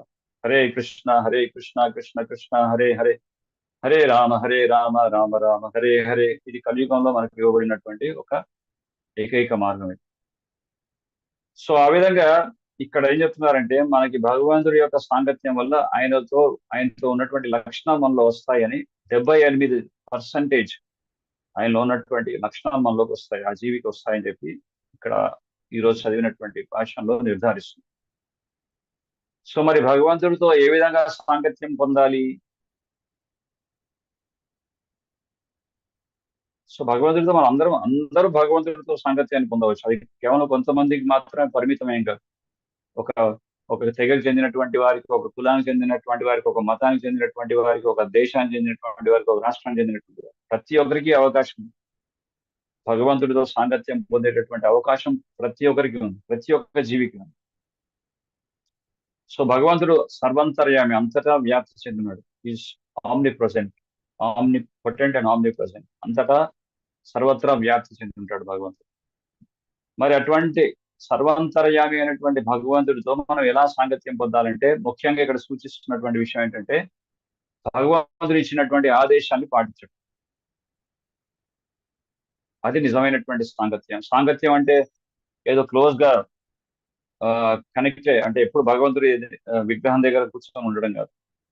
అసలు కొంతమంది అంటారు సాంగత్యం అంటే కేవలం పర్సన్ మనకి క్లోజ్ గా మన దగ్గర ఉంటేనే ఆయన యొక్క సాంగత్యం అని కాదు. ఈవెన్ గురువు కూడా అదే వర్తిస్తుంది. గురువు యొక్క ఆదేశాలని వపు వాణి అంటారు. వపు అంటే ప్రత్యక్షంగా గురువు మన సమక్షంలో ఉపస్థితులైనప్పుడు ఆయన సేవ చేసుకునేటువంటి మహద్భాగ్యాన్ని కలిగినప్పుడు అది వపు సేవ అంటారు. కానీ గురువు మనకి ప్రత్యక్షంగా మన సమక్షంలో లేనప్పుడు కూడా గురువు యొక్క ఆదేశాన్ని పాటించడం అది వాణి అంటారు. అంటే వాణి అంటే గురువు ఇచ్చినటువంటి ఆదేశాన్ని పాటించడం, ఇన్స్ట్రక్షన్. సో ఆ ఇన్స్ట్రక్షన్స్ మనం ఎక్కడి నుంచి రిసీవ్ చేసుకోవచ్చు, దాన్ని పాటించడానికి మనం ప్రయత్నం చేయవచ్చు. అది వాణి సేవ. సో ఈవెన్ చెప్పాలంటే వపు అంటే ప్రత్యక్షంగా అంటే కూడా ఆదేశాన్ని పాటించడం అనేది దానికి చాలా విశిష్టత ఉంది. సో ఇక్కడ కూడా అదే చెప్తున్నారు, ఫాలోయింగ్ ద ఇన్స్ట్రక్షన్, ఆదేశాన్ని పాటించడం. సో భగవంతుడు యొక్క నామము, ఆయన యొక్క రూపములు, ఆయన యొక్క గుణములు, ఆయన యొక్క ఆయనకు సంబంధించినటువంటిది ఏదైనా సరే ఆయనతో భిన్నం కాదు. నామకారి భౌత నిజ సర్వశక్తి. భగవంతుడు ఎన్ని శక్తులు ఉన్నాయో ఆయన ఆ సమస్త శక్తులన్నీ కూడా భగవంతుడి యొక్క నామంలో ఉన్నాయి. అలాగే కలికాలే నామరూపే కృష్ణ అవతారం. కలియుగంలో భగవంతుడు నామరూపంలో ప్రకటమవుతున్నారు. సో భగవంతుడి యొక్క నామానికి భగవంతుడు ఎటువంటి తేడాలు. అటువంటి భగవంతుడి యొక్క నామాన్ని ఆశ్రయించడం వల్ల కూడా భగవంతుడితో మనం సన్నిహితంగా సాంగత్యాన్ని పొందుతున్నట్లే. మనం భగవంతుడి యొక్క నామం జపిస్తున్నాం అంటే హరే కృష్ణ అంటే కృష్ణుడికి మనం చాలా క్లోజ్ గా కనెక్ట్ అవుతుంది. ఆయన మనం చదువుతున్నటువంటి భాగవతం చదువుతున్నాం, భగవద్గీత చదువుతున్నాం అంటే భగవంతుడితో కనెక్షన్ మనం పెట్టుకుంటున్నాం. We are connecting with our self with God. ఇది చాలా అదృష్టం, ఇది చాలా ఒక గొప్ప అవకాశం. దీని యొక్క విలువను అర్థం చేసుకుంటే తప్ప దానికి అందరూ ప్రాధాన్యత ఇవ్వలేదు. ఇందాక చెప్తున్నట్లు బంగారం యొక్క వజ్రం యొక్క విలువ తెలుసుకున్నటువంటి వాడే దాని గొప్పతనాన్ని అర్థం చేసుకున్నాడు. అలాగే ఈ విలువను అర్థం చేసుకున్న వాళ్ళకి అర్థమవుతుంది భగవంతుడి ఈ సాంగత్యం యొక్క గొప్పతనం ఏంటి. సో మహారాజ్ పరీక్షిత్తు ఆయన తల్లి గర్భాశయంలో ఉన్నప్పుడే భగవంతుడు ఒక అంగుష్ట అంటే ఒక అంగుళం యొక్క రూపాన్ని దాల్చి, ఒక బొటన్ వేలు యొక్క ఆకృతిని దాల్చి గర్భాశయంలో ప్రవేశించి పరీక్షిత్ మహారాజ్ని రక్షించాడు. కనుకనే పరీక్షిత్కి ఇంకొక పేరు కూడా ఉంది, విష్ణువ్రత అని. సో అటువంటి ఆ భగవంతుడు ఆ దగదగా మెరుస్తున్నటువంటి బంగారు మేలిమి ఛాయలో ఉన్నటువంటి ముకుటాన్ని ధరించి తన యొక్క శంకు చక్ర గదాపద్మములతో ఎంతో శోభాయమానంగా ఉన్నటువంటి భగవంతుడి యొక్క స్వరూపాన్ని చూసినటువంటి ఆ పరీక్షితు మళ్ళీ ఆ చూసినటువంటి అతన్ని పరీక్షగా చూసి మళ్ళీ నేను చూశానే ఆ స్వామిని, ఎక్కడ ఆ స్వామి అని చెప్పి మళ్ళీ పరీక్షగా అన్ని వెతుకుతున్నాడు. అందుకే పరీక్షితు అని ఆ బాలుడికి పేరు. చూడండి ఎంత అదృష్టం, తల్లి యొక్క గర్భాశయంలో ఉన్నప్పుడే భగవంతుడి యొక్క సన్నిహితమైనటువంటి సహచర్యాన్ని, సాంగత్యాన్ని పొందినాడు. అంతేకాకుండా తన ఆఖరి తుది శ్వాస వరకు కూడా భాగవతం ద్వారా భగవంతుని గురించి వింటూ భగవంతుడి యొక్క సాంగత్యాన్ని పొందినటువంటి మహానుభావుడు. కానీ భాగవతం వింటున్నామంటే కూడా భగవంతుడి యొక్క సాంగత్యంలో మనం ఉన్నాం, ఆ విషయం మనం అర్థం చేసుకోవచ్చు. సో తుది శ్వాస వరకు, ఆఖరి శ్వాస వరకు కనెక్టెడ్ విత్ గాడ్. సో ఆ విధంగా జీవించడం అది నిజమైనటువంటి జీవితం. ఒక మానవుడితో సన్నిహితంగా, సహచర్యంగా, ఎంతో సన్నిహితంగా ఉంటుంది. నిరంతరం భగవంతుడి యొక్క సాంగత్యంలో ఉండడం అది చాలా గొప్ప విషయం. కొంతమంది 100 సంవత్సరాలు జీవించాలని అప్పుడప్పుడు మనకి అడ్వర్టైజ్మెంట్ ఇస్తారు. 100 సంవత్సరాలు జీవించే లాభమే. భగవంతుడి సాంగత్యం లేదు, భాగవతం లేదు, భగవంతుడి యొక్క నామం కూడా లేదు. సో జీవించకపోయినా పెద్ద ప్రయోజనం లేదు, భూమి మీద భారం.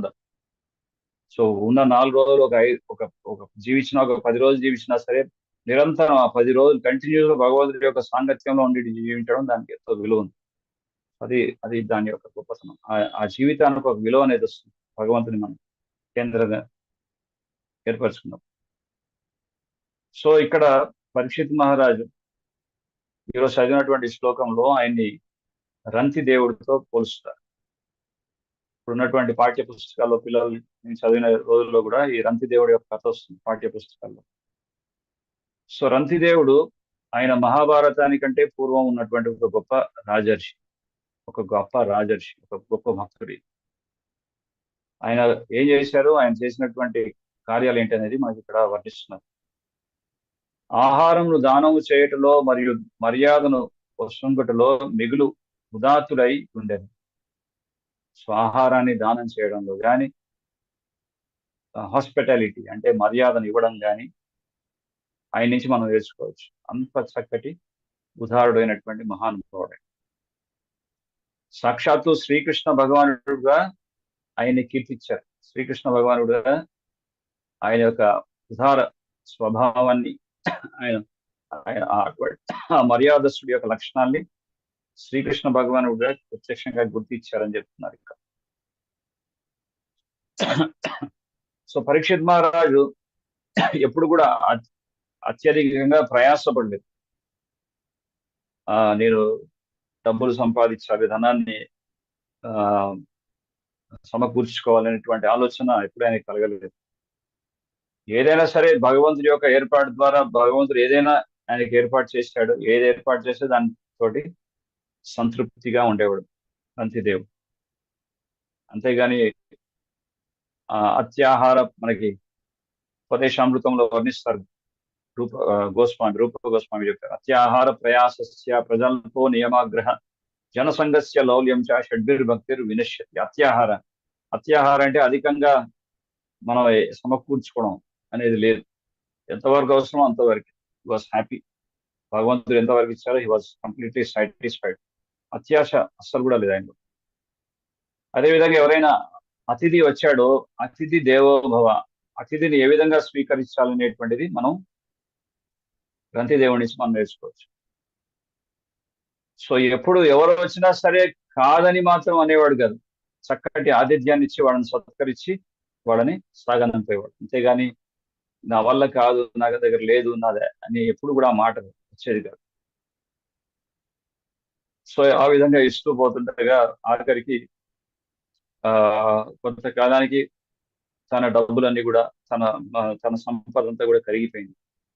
సో తన కుటుంబ సభ్యులందరితో పాటు ఒక వనంలో ఉండగా ఒక తినడానికి ఆహారం లేక అంటే ఆహారం అనేది కూడా కరువైపోయింది. కానీ రంతిదేవుడు ఎప్పుడు కూడా కలత చెందలేదు. అయ్యో నాకు ఆహారం లేదే, మరి ఏంటి పరిస్థితి, నా పిల్లల పరిస్థితి ఏంటి, నా భార్య బిడ్డల పరిస్థితి ఏంటి అని చెప్పి ఆ విధంగా దాన్ని ఒత్తిడిగా తీసుకోలేదు. పూర్తిగా భగవంతుడి మీద ఆధారపడుతున్నాను. ఒక 48 రోజుల దాకా పూర్తిగా ఉపవాసంగా ఉన్నాడు. 45 రోజుల నుంచి ఏమీ తినలేదు. సో 45 రోజుల నుంచి ఏమీ లేక ఉన్నటువంటి రంతిదేవుడికి అకస్మాత్తుగా ఎవరో వచ్చి చక్కటి ఆహారాన్ని ఇస్తారు. పాలతో నెయ్యితో చేసినటువంటి పదార్థాలు ఆయనకు అందజేస్తారు. సో ఆ పదార్థాలని స్వీకరించి చక్కగా దాన్ని కుటుంబంతో పంచుకొని తిందామనే లోపు ఒక బ్రాహ్మణుడు అతిథిగా వస్తాడు. సో ఆ బ్రాహ్మణుడు రాగానే బ్రాహ్మణుడిని ఆహ్వానించి ఆ ఆహారంలో సగభాగం బ్రాహ్మణుడికి వడ్డిస్తారు. బ్రాహ్మణుడు సంతృప్తిగా దాన్ని భోజనం చేసి ఆయన బయలుదేరిపోతాడు. ఇక ఆ మిగతా సగభాగం ఏదైతే ఉందో దాంట్లోంచి మళ్ళీ కొంత ఆహారాన్ని తీసి తన యొక్క మళ్ళీ వేరే గెస్ట్ ఎవరైతే ఉన్నారో వాళ్ళకి అది తిందామనే లోపల మళ్ళీ ఒక గెస్ట్ వస్తాడు. ఎవరు? బ్రాహ్మణుడు తర్వాత ఒక శూద్రుడు వస్తాడు. అయ్యా ఆకలి అని చెప్తాడు. సో శూద్రుడు వచ్చాడని చెప్పేసి శూద్రుడు కూడా చక్కగా భోజనం పెడతారు. అంటే ఆ శూద్రుడు కూడా ఆయన పరమాత్మ యొక్క అంశనే, ఆయనలో కూడా పరమాత్మ ఉన్నాడు, ఆ జీవి కూడా భగవంతుడి యొక్క అంశానుభూతుడే అనేటువంటి విషయాన్ని గ్రహిస్తూ ఆయన కూడా ఎంతో సాధారణంగా ఆహ్వానించి ఆయనకి ఆ సగభాగంలో కూడా ఆహారం ఇస్తారు. ఇక ఆ సగంలో సగం ఏదైతే మిగిలిందో అది తిందాం అనుకునే లోపల కుక్కలు వస్తాయి. మళ్ళీ కుక్కలు వస్తే కుక్కలకు పెట్టాలి, కుక్కల్ని కూడా సత్కరిస్తాడు మహానుభావుడు. చూడండి, ఇక్కడ కుక్కలు కూడా వస్తే వాటిని ఆహ్వానించి వాటికి భోజనం పెడుతున్నారు. ఇప్పుడున్నటువంటి ఆధునిక సమాజంలో బయట ఒకటి బోర్డు పెడతారు, కుక్కలు ఉన్నాయి జాగ్రత్త, లోపలి రాకండి, మర్యాదగా ఉండదు కుక్కలు ఉన్నాయి అంటే. కానీ కుక్కలను కూడా ఆహ్వానించి వాటి కూడా భోజనం పెట్టేసాడు. ఇంకా అయిపోయింది, ఇంకేం లేదు. ఇంకంతా అయిపోయేసరికి ఆఖరికి చల్లటి మంచినీళ్ళు ఉన్నారు. ఆ మంచినీళ్ళు తాగుదాం అనుకునేసరికి ఒక చండాలుడు వస్తాడు. అయ్యా చాలా దప్పికతో ఉన్నాను, నాకు కొంచెం మంచినీరు ఇవ్వండి అని చెప్పి. సో ఆ తాగే లోపలే ఆ మంచినీరు కూడా సమాప్తం అయిపోతుంది. అది కూడా చండాలుడు తాగేసి చెడిపోతాడు, ఇంకేమీ మిగలదు పాపం. సో రంతి దేవుడు అంతా పంచిన తర్వాత కూడా ఆయన భగవంతుడికి ఏమని ప్రార్థిస్తున్నాడంటే, స్వామి నాకు ఎటువంటి అష్టసిద్ధులు అవసరం లేదు, అష్టైశ్వర్యాలు అవసరం లేదు, నాకు ఎటువంటి ఆ, నాకు ఏమీ అవసరం లేదు, నాకు ఈవెన్ నేను మోక్షం కూడా కాంక్షించట్లేదు. నాకు మళ్ళీ మళ్ళీ జన్మ వచ్చినా సరే నేను ఈ జనుల మధ్యనే ఉంటూ వాళ్ళ కష్టాలు వాళ్ళు ఏదైతే కష్టాలు పడుతున్నారో ఆ కష్టాన్ని నా కష్టాలుగా స్వీకరిస్తూ వాళ్ళు సుఖంగా ఉండడమే చూడడమే నా జీవిత లక్ష్యం అని చెప్పి చెప్తున్నాడు అది రంతి దేవుడు. సో ఆ విధంగా ఎంతో ఉదాత్త స్వభావం, అది సామాన్యమైనటువంటి అటువంటి స్వభావంతో ఉన్నటువంటి గొప్ప మహనీయుడు.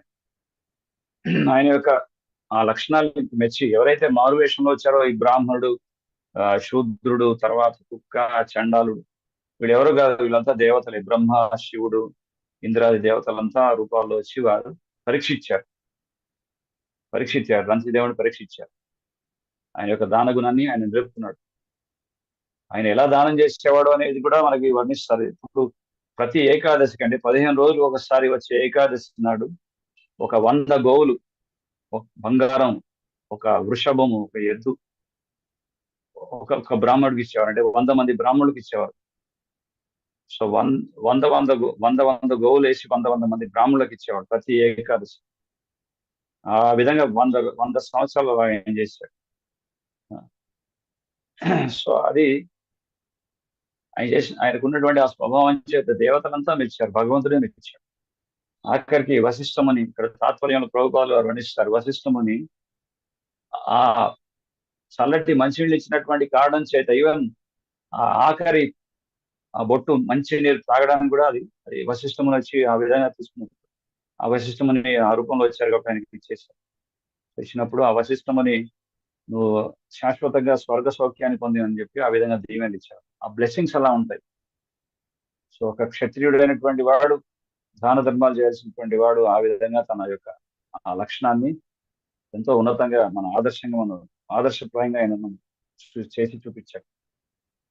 ప్రతి ఒక్క సాధువులకి, వనంలో ఉన్నటువంటి ఋషులకి ఫలములు, కందమూలములు, పత్రములు ఇవన్నీ కూడా వాళ్ళకి గిఫ్ట్ గా ఇస్తూ ప్రతిసారి వాడిని సత్కరించేవారు.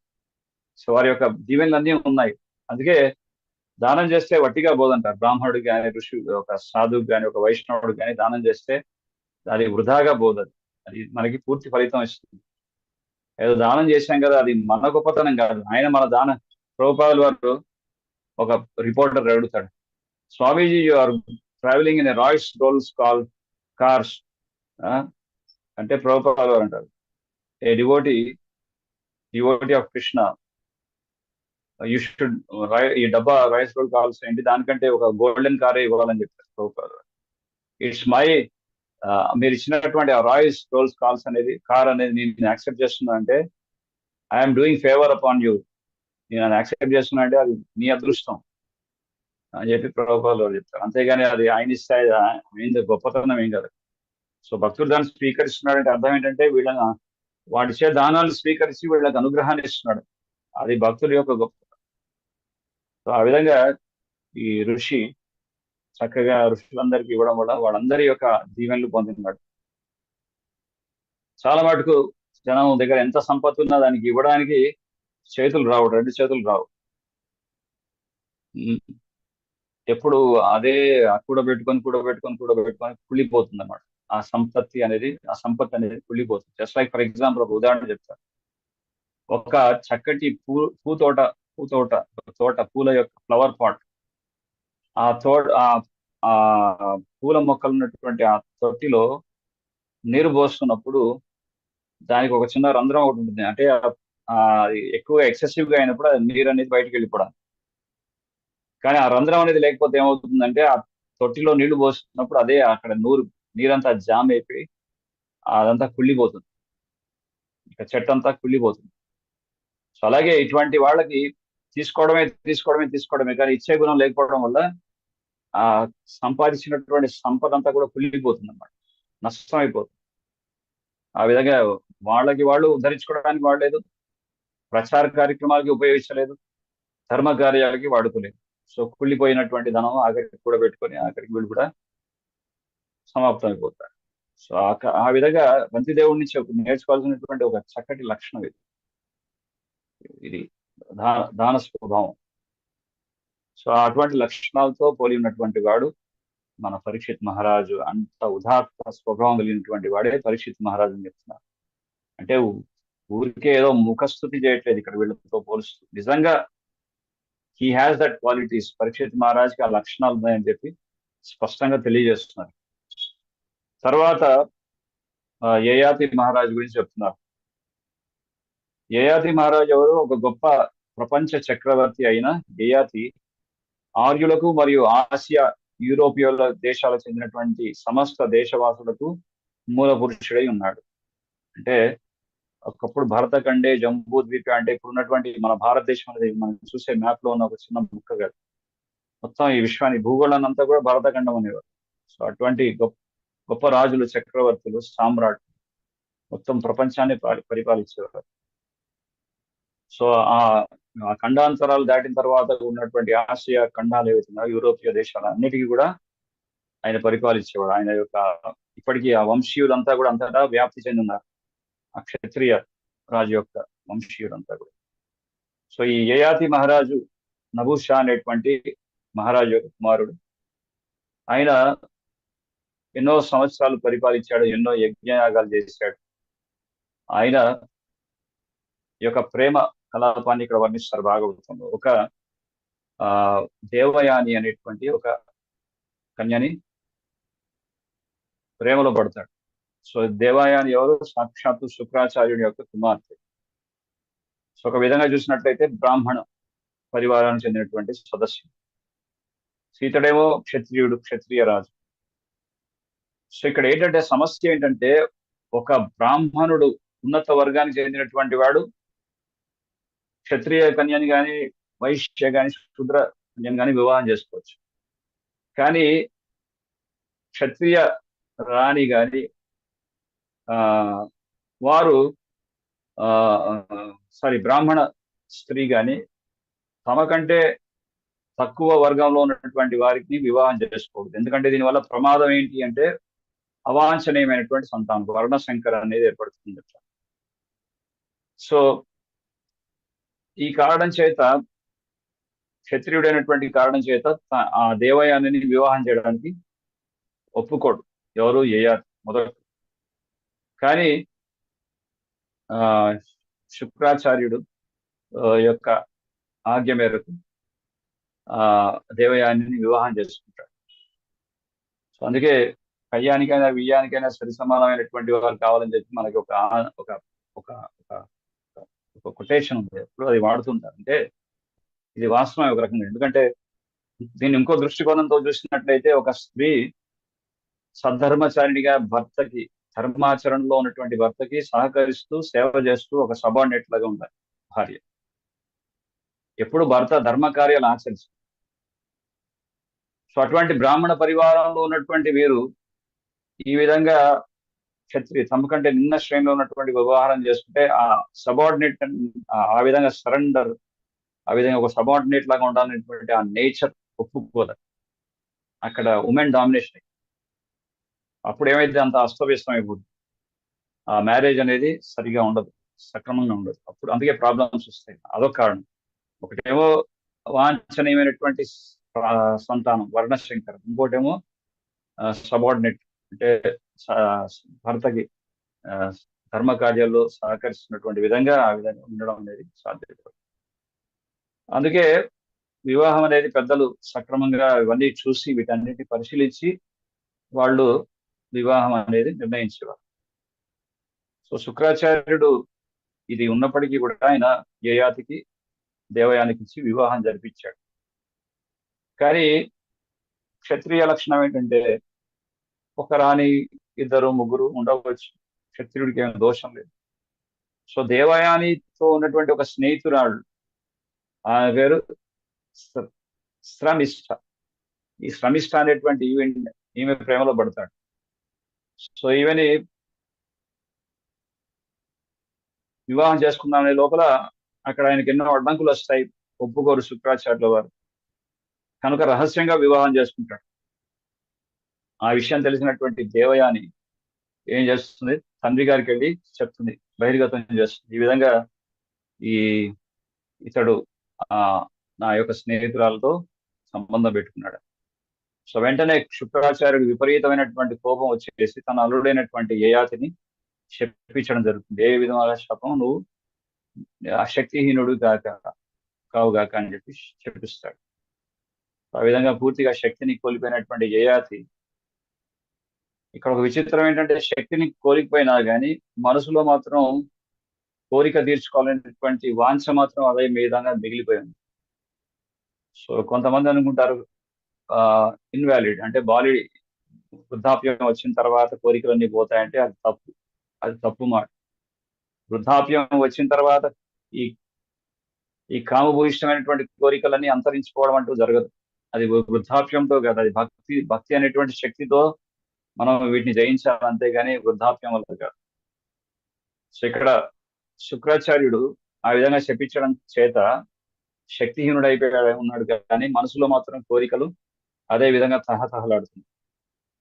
సో ఆ విధంగా తన మామగారి దగ్గరికి వెళ్ళేసి మళ్ళీ అడుగుతాడు, అయ్యా దయచేసి నాకు ఈ శాపాన్ని ఉపసంహరించుకోండి, నాకు మళ్ళీ నా యవ్వన నాకు తిరిగి ఇవ్వండి. అంటే అది నేను చేయలేను, వెళ్ళి నీ యొక్క కుమారుని, నీ యొక్క పుత్రుల దగ్గర నుంచి నీ యవ్వనాన్ని పంచుకోని చెప్పి అది చేసుకో, అది ఆ విధంగా అనుగ్రహం ఇస్తా అని చెప్పి ఆదేశం ఇస్తారు. సో యయాతికి 5 పుత్రులు, దేవయాని నుంచి 2 పుత్రులు, తర్వాత శ్రమిష్ఠ నుంచి 3 కుమారులు కలుగుతారు. సో ప్రతి ఒక్క కుమారుడి దగ్గరికి వెళ్ళి యాచిస్తున్నాడు, నాకు ఈ విధంగా యవ్వనం ఇవ్వమని చెప్పి. కానీ ఎవరు కూడా ఇవ్వడానికి సిద్ధంగా లేరు.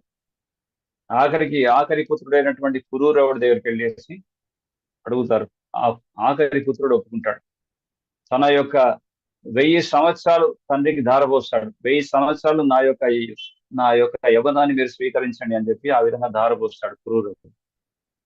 సో ఆ యవ్వనాన్ని స్వీకరించినటువంటి యయాతి అప్పటికీ కూడా ఇంద్రియ భోగాన్ని అనుభవించాలనేటువంటి కోరికతోనే పరితపిస్తుంది. ప్రయత్నం చేసి ఆఖరికి తనకి ఇంద్రియ సుఖం మీద ఆసక్తిని వదిలిపెడతాడు. అప్పటిదాకా ప్రయత్నం చేస్తూనే ఉంటాడు. ఒక విధంగా ఆయన స్వర్గలోక ప్రాప్తిని కూడా పొందారనేటువంటి విషయాన్ని చెప్తున్నారు ఇక్కడ తాత్పర్యంలో. ఆయన చేసుకున్నటువంటి పుణ్యసుకృతి, ఆయన చేసినటువంటి యజ్ఞయాగతుల యొక్క పుణ్య ఫలంగా స్వర్గలోకాన్ని కూడా పొందాడు. కానీ స్వర్గలోకాన్ని పొందినప్పటికీ కూడా ఆయన తన గొప్ప మహానుభావులని అవమానించడం కారణం చేత, గొప్ప మహాత్ములని దూషించడం కారణం చేత తాను గడిచినటువంటి సుకృతిని అంతా కూడా కోల్పోయాడు. ఒక విధంగా తన యొక్క గొప్ప మహానుభావుని దూషించడం వల్ల, రెండవది ఏమని వర్ణిస్తారంటే తన యొక్క గొప్పని చాటింపు చేసుకోవడం వల్ల, అంటే సెల్ఫ్ ప్రొపగెండా, నేను గొప్పవాడని చెప్పి తన గొప్పని చాటింపు చేసుకోవడం వల్ల. ఈ రెండు కూడా పనికిరావు వస్తుంది. రెండు కూడా మనకి భక్తికి పెద్ద అవరోధాలు లాంటివి. ముఖ్యంగా మహాత్ముని దూషించడం, ఒక సాధువుని సామాన్యంగా చూడకూడదు. ఒక నదిలో ఉన్నటువంటి నదిని ఒక జలాశయానికి వెళ్ళినప్పుడు ఇది బట్టి జలమే కదా అని చెప్పి కాలు మొలితే అది మనం ముంచే ఒక చిన్న అగ్గిరవ్వ, ఇది చాలా సాధారణమైనటువంటి ఒక అగ్ని తునికే కదా అని చెప్పేసి మనం దాన్ని లైట్ తీసుకుంటే మొత్తం కాల్చి మొత్తం బూడిద చేసేయచ్చు. అలాగే సాధువు కాషాయం ధరించినటువంటి సాధువే కదా, ఏముంది లేదు కోడి అని చెప్పి సాధు దూషణ చేసామంటే మొత్తం మనకి మొదటికే మోసం వస్తుంది. అందుకే చాలా అప్రమత్తంగా ఉండాలి ఈ 3 విషయాలు. సో అదే జరిగింది. కాబట్టి మొత్తం గడిచినటువంటి పుణ్యం అంతా కూడా కొలిపి మళ్ళీ భూమి మీద పడ్డాడు. అప్పుడు తన యొక్క పుత్రిక, తన యొక్క మనవలు, తన యొక్క స్నేహితుడైనటువంటి శిబి చక్రవర్తి, వీళ్ళందరూ వాళ్ళు చేసుకున్నటువంటి పుణ్యాన్ని నాకు ధారపోస్తే తప్ప మళ్ళీ తన యొక్క స్వర్గలోకం అనేది మళ్ళీ తనకి సంప్రాప్తించలేదు. అప్పుడు ఆయన వెళ్ళి ఆ స్వర్గలోకంలో ఉన్నటువంటి ఆ యమధర్మరాజు యొక్క సభలో ఒక మెంబర్గా ఒక పొజిషన్ పొందినాడు. సో అల్టిమేట్లీ ఈ యయాతి తన జీవితంలో అన్ని రకాలుగా సుఖాన్ని, భౌతికమైనటువంటి సుఖాన్ని ఎంతో పరమోత్కృష్టమైనటువంటి స్థాయిలో దాని అనుభూతి చెందాలని కూడా ప్రయత్నించినప్పటికీ కూడా ఆ ప్రయత్నంలో విఫలమై ఆఖరికి పూర్తిగా భగవంతుడికి శరణాగతుడయ్యాడు. అది చాలా గొప్ప విషయం.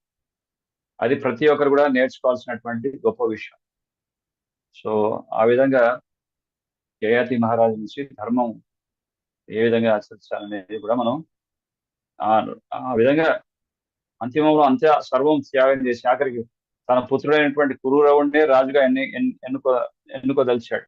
కానీ మిగతా వాళ్ళు సభలో ఉన్నటువంటి వారు ఒప్పుకోలేదు. కానీ పురూరవుడు చేసినటువంటి త్యాగాన్ని అందరికీ తెలియజేసి తద్వారా పురూరవుడినే సామ్రాట్టుగా నియమించాడు. సో అది యయాతి మహారాజు యొక్క చరిత్ర. అటువంటి లక్షణాలతో పోలి ఉన్నాడు పరీక్షిత్ మహారాజు చెప్తున్నారు. చాలా పెద్ద తాత్పర్యం ఇది. తర్వాత నెక్స్ట్ తాత్పర్యం ఏంటంటే బలి మహారాజు గురించి చెప్తారు. సో ఓర్పులో బలి చక్రవర్తి లాంటి వాడు, అలాగే భక్తిలో ప్రహ్లాదుడు లాంటి వాడు అని చెప్తారు.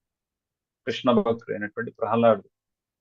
సో ఇది చాలా గొప్ప లక్షణం. బలి మహారాజు ఓర్పు అంటే భగవంతుడు పరీక్షిస్తాడు, ఎన్నో విధాలుగా మనం పరీక్షిస్తాడు. మనం నిజంగా నిజాయితీగా భగవంతుడికి పూర్తిగా అంకిత భావంతో సేవ చేస్తున్నాం, లేకపోతే పై ఏదో మన యొక్క గొప్పతనం చాటింపు చేసుకోవడం మనం ఈ సేవలో పాల్గొంటున్నాం. ఇది మన పరీక్ష. అన్ని రకాలుగా మనం పరీక్షించబడతాం. ఎవరు కూడా నో వన్ ఈజ్ ఎక్సెప్షన్. ఎవరు కూడా అంత ఈజీగా ఎవరు కూడా భగవంతుడి దరి చేరనివ్వరు. అంత ఈజీగా ఎవరు కూడా భగవంతుని ఆశ్రయించడం అనేది అంత సులువుగా అందరూ పరీక్షించబడతారు. సో భక్తుడు అనేటువంటి వాడు కూడా తప్పకుండా పరీక్షించబడతాడు. సో వామన దేవుడు వచ్చి 2 అడుగులు 3 అడుగుల స్థలం అడిగారు. కానీ 2 అడుగుల్లోనే తను మొత్తం 14 భూనబండాలతో ఉద్భలోకాలు, అదే కాకుండా ఆధ్యాత్మిక జీవితానంతా కూడా ఆక్రమించుకున్నాడు. చలయసి విక్రమనే బలిమద్భుత వామన పదన కనీర జనిత జనపావన కేశవద్రీత వామన రూప జయ జగదీశ. అంటే ఆ విధంగా అంటే బలి మహారాజుని మోసగిచ్చి మరి తన దగ్గర అంతా కూడా స్వాధీనపరుచుకున్నాడు. ఆ విధంగా తను పూర్తిగా భగవంతుడికి తను తాను సమర్పించుకునేటువంటి విధంగా ఆ పరిస్థితిని తీసుకొచ్చాడు. సో ఇక్కడ ఏం జరుగుతుంది? ఇక్కడ శుక్రాచార్యుడు యొక్క ప్రస్తావన తీసుకొస్తారు. శుక్రాచార్యుడు ఏం చేశారు? అడ్డుకోవడానికి ప్రయత్నం చేశాడు. సాక్షాత్తు భగవంతుడి సేవ చేయడానికి వచ్చినప్పుడు తన కుల గురువు, దైత్య గురువు అయినటువంటి శుక్రాచార్యుల వారు అడ్డుకోవడానికి ప్రయత్నం చేస్తున్నారు. అప్పుడు గురువుని కూడా త్యజించారు. సో గురువుని త్యజించడం అంటే అది సాధారణమైనటువంటి విషయం కాదు. ఒకసారి గురువుని యాక్సెప్ట్ చేసిన తర్వాత అంత సునాయాసంగా గురువుని విడిచిపెట్టకూడదు. కానీ ఎటువంటి సందర్భంలో గురువుని విడవచ్చు అంటే, గురువు ఎప్పుడైతే భగవంతుడి యొక్క సేవలో మనకి అవరోధాన్ని కల్పిస్తాడో, భగవంతుడి సేవ చేసుకోవడానికి మనల్ని అడ్డుకుంటాడు, అప్పుడు గురువుని మనం త్యజించవచ్చు. అంతేగాని గురువుని ఏదో సామాన్యమైనటువంటి వ్యక్తిగా పోల్చేసి ఏదో మనలాగా 2 చేతులు 2 కాళ్ళు ఉన్నాయి కదా, ఒక ఆర్డినరీ పర్సన్ అని చెప్పి ఆ విధంగా ట్రీట్ చేసి ఆ విధంగా లైట్ తీసుకోకూడదు. It's life time commitment. గురువుతో మనం ఉన్నటువంటి సంబంధం ఏదైతే పెట్టినామో లైఫ్ టైం కమిట్మెంట్ అది. సో ప్రామాణికమైనటువంటి గురువు ఎవరు మిమ్మల్ని భగవంతుడి సేవ చేసుకోవడానికి ఎవరిని అడ్డుకోరు. అందరికీ అవకాశం ఇస్తారు, అందరినీ ప్రేరేపిస్తారు, అందరినీ ప్రోత్సహిస్తారు. కానీ గురువు దేనికోసం అనేటువంటి విషయాన్ని అర్థం చేసుకోండి. మన భౌతికమైనటువంటి సమస్యలు తీర్చుకోవడానికి కాదు గురువు. ప్రభుపాల్ వారు అంటారు, మీకు జబ్బు చేస్తే హాస్పిటల్కి నేను డాక్టర్ని అప్రోచ్ అవ్వండి, గురువుని గారు. మీకు ఏదైనా భౌతికమైనటువంటి సమస్యలు వస్తే అవి ఉంటాయి, సమస్యలు ఉంటాయి మనం ఉన్నంత వరకు. కానీ గురువుతో పంచుకోవచ్చు. కానీ గురువు అవి తీరుస్తారు. నాకు అప్పులు ఉన్నాయండి స్వామీజీ, దాన్ని పరిష్కరించకండి. గురువు వచ్చి మీ అప్పు తీర్చడం. మీకు ఏదైనా సమస్య వస్తే, ఆరోగ్యరీత్యా ఏమైనా సమస్య వస్తే గురువు వచ్చి మేము ట్రీట్మెంట్ చేసి మీకు వైద్యం చేసి మీ ఆరోగ్యాన్ని ఆయన కాపాడు. గురువు ఏంటంటే మిమ్మల్ని ఈ సమస్యలు అన్ని సమస్యల యొక్క వలయం నుంచి మిమ్మల్ని గట్టెక్కించి భగవంతుడి యొక్క సన్నిధికి చేర్చేటటువంటి బాధ్యత గురువు వహిస్తాడు. అంతేగాని గురువు అంటే ఒక ఫ్యాషన్ కాదు. నేను యాక్సెప్ట్ చేశాను, మళ్ళీ నాకు అక్కర్లేకపోతే వదిలేస్తాను అనేది ఒక ఫ్యాషన్ కాదు. సో ఇక్కడ బలి మహారాజ్ ఏ కారణం చేత శుక్రాచార్యుడిని విడిచిపెట్టాడంటే, వామనుడికి అర్పించడం, వామనుడి సాక్షాత్ భగవంతుడే మరుగుజ్జు బ్రాహ్మణ రూపంలో వచ్చి దానం అడుగుతుంటే, ఆ దానం ఇవ్వడానికి పోతుంటే వద్దు అని ఆపినప్పుడు ఇక ఆ గురువును వదిలిపెట్టాడు. అది కారణం, అంతేగాని మూర్ఖంగా కాదు. అదేవిధంగా ఇక్కడ హిరణ్యకశిపుడి యొక్క ప్రస్తావన కూడా తీసుకొస్తారు. ప్రభుపాదుల వారి తాత్పర్య భాషలో రాస్తారు, హిరణ్యకశిపుడు లాంటి గొప్ప రాక్షస రాజు అయినటువంటి అతడిని తండ్రి స్థానంలో ఉన్నప్పుడు కూడా ప్రహ్లాదుడు త్యజించాడు హిరణ్యకశిపుడు. ఎందుకంటే ఆ హరి మీద వైరాన్ని పెంచుకొని హరిభక్తిని చేయకుండా నిలపడానికి ప్రయత్నం చేశారు కాబట్టి. సో అది కూడా ఒక నేర్చుకోవడానికి ఒక ఉదాహరణ అని చెప్పి ప్రభుపాదులు చెప్తారు. సో అల్టిమేట్లీ భగవంతుడు కృష్ణుడి పట్ల మనం ఆకర్షితులు అవ్వాలి. ఆ విధంగా పరిపూర్ణంగా భగవంతుడి యొక్క సేవలో మనం ఉండాలి. సో భగవంతుడికి పూర్తిగా సమర్పించుకున్నటువంటి మహాను భక్తులు ఎవరైతే ఉంటారో వాళ్ళ జీవితంలో ఎన్ని కష్టాలు, ఎన్ని ఒడిదుడుకులు వచ్చినా సరే అవి చాలా చాలా చాలా చాలా వాటి పెద్దగా దాన్ని లెక్కించారు. అది సమస్యే కాదు. భగవంతుడి శరణాగతి అవ్వకపోవడం అది పెద్ద సమస్య. దాని ముందు మీరు ఎన్ని సమస్యలు తీసుకొచ్చి పెట్టినా కానీ అవి అసలు సమస్యలే కావు. మీరు 1 కోటి సమస్యలు తీసుకొచ్చి కూడా ఒక పెద్ద లిస్ట్ రాసి ఇన్ని సమస్యలు ఉన్నాయి నాకు అని తీసుకొచ్చి ఆ లిస్ట్ అవుట్ చేసినా కానీ అవి సమస్యలే కాదు. మెయిన్ సమస్య ఏంటంటే భగవంతుడికి మన మనసు ఒప్పుకోవట్లేదు. ఇంకా ఒక పాషాణం లాంటి కరుకోవటమైనటువంటి మనసు భగవంతుడు శరణాగతి అవ్వడానికి అది ఒప్పుకోవట్లేదు. అది పెద్ద సమస్య, అన్ని సమస్యలు. సో భగవంతుడితో ఎంతో సన్నిహితంగా ఆ సాహచర్యాన్ని కలిగినటువంటి ఆ భక్తుడు, భగవంతుడు కూడా అటువంటి భక్తుడికి ఎంతో సన్నిహితంగా ఉంటాడు. సో ఆ కారణం చేత మనం ఏదో విధంగా భగవంతుడికి దగ్గర అయ్యేటటువంటి ప్రయత్నం చేయాలి, సన్నిహితంగా ఉండడానికి ప్రయత్నం చేయాలి, చాలా దగ్గర అవడానికి ప్రయత్నం చేయాలి. అంతేగాని ఈ సమస్య వచ్చింది, ఆ సమస్య వచ్చింది, అది వచ్చింది, ఈ కారణం వచ్చింది, ఆ కారణం వచ్చింది, ఏవేవో కారణాలు వెతుకుంటూ భగవంతుడి నుంచి దూరం అవ్వదు. అది మూర్ఖ బుద్ధిహీనులు చేసే పని. వాళ్ళు ఏం చేస్తారు, నాకు సమస్య వచ్చింది కాబట్టి భగవంతుడు నాకు అవసరం లేదని భగవంతుడు కూడా వదిలేస్తారు. So what is the meaning of test? పరీక్షించడం. ఇక్కడ ఇందాక చెప్తున్నాం, దేవుడు కూడా ఎన్ని విధాలుగా పరీక్షించబడ్డాడు. ఆఖరి మంచినీళ్ళ కప్పు కూడా ఆయన తాగుదాం అనిపించేసరికి అది కూడా దొరకకుండా అయిపోయింది. మరి అటువంటి మంచినీళ్ళు కూడా దొరకలేనటువంటి అతను అంతగా పరీక్షించిన తర్వాతే అందరూ కూడా ఆయన అంత గొప్ప మహానుభావుడు అని చెప్పి నిర్ధారించారు.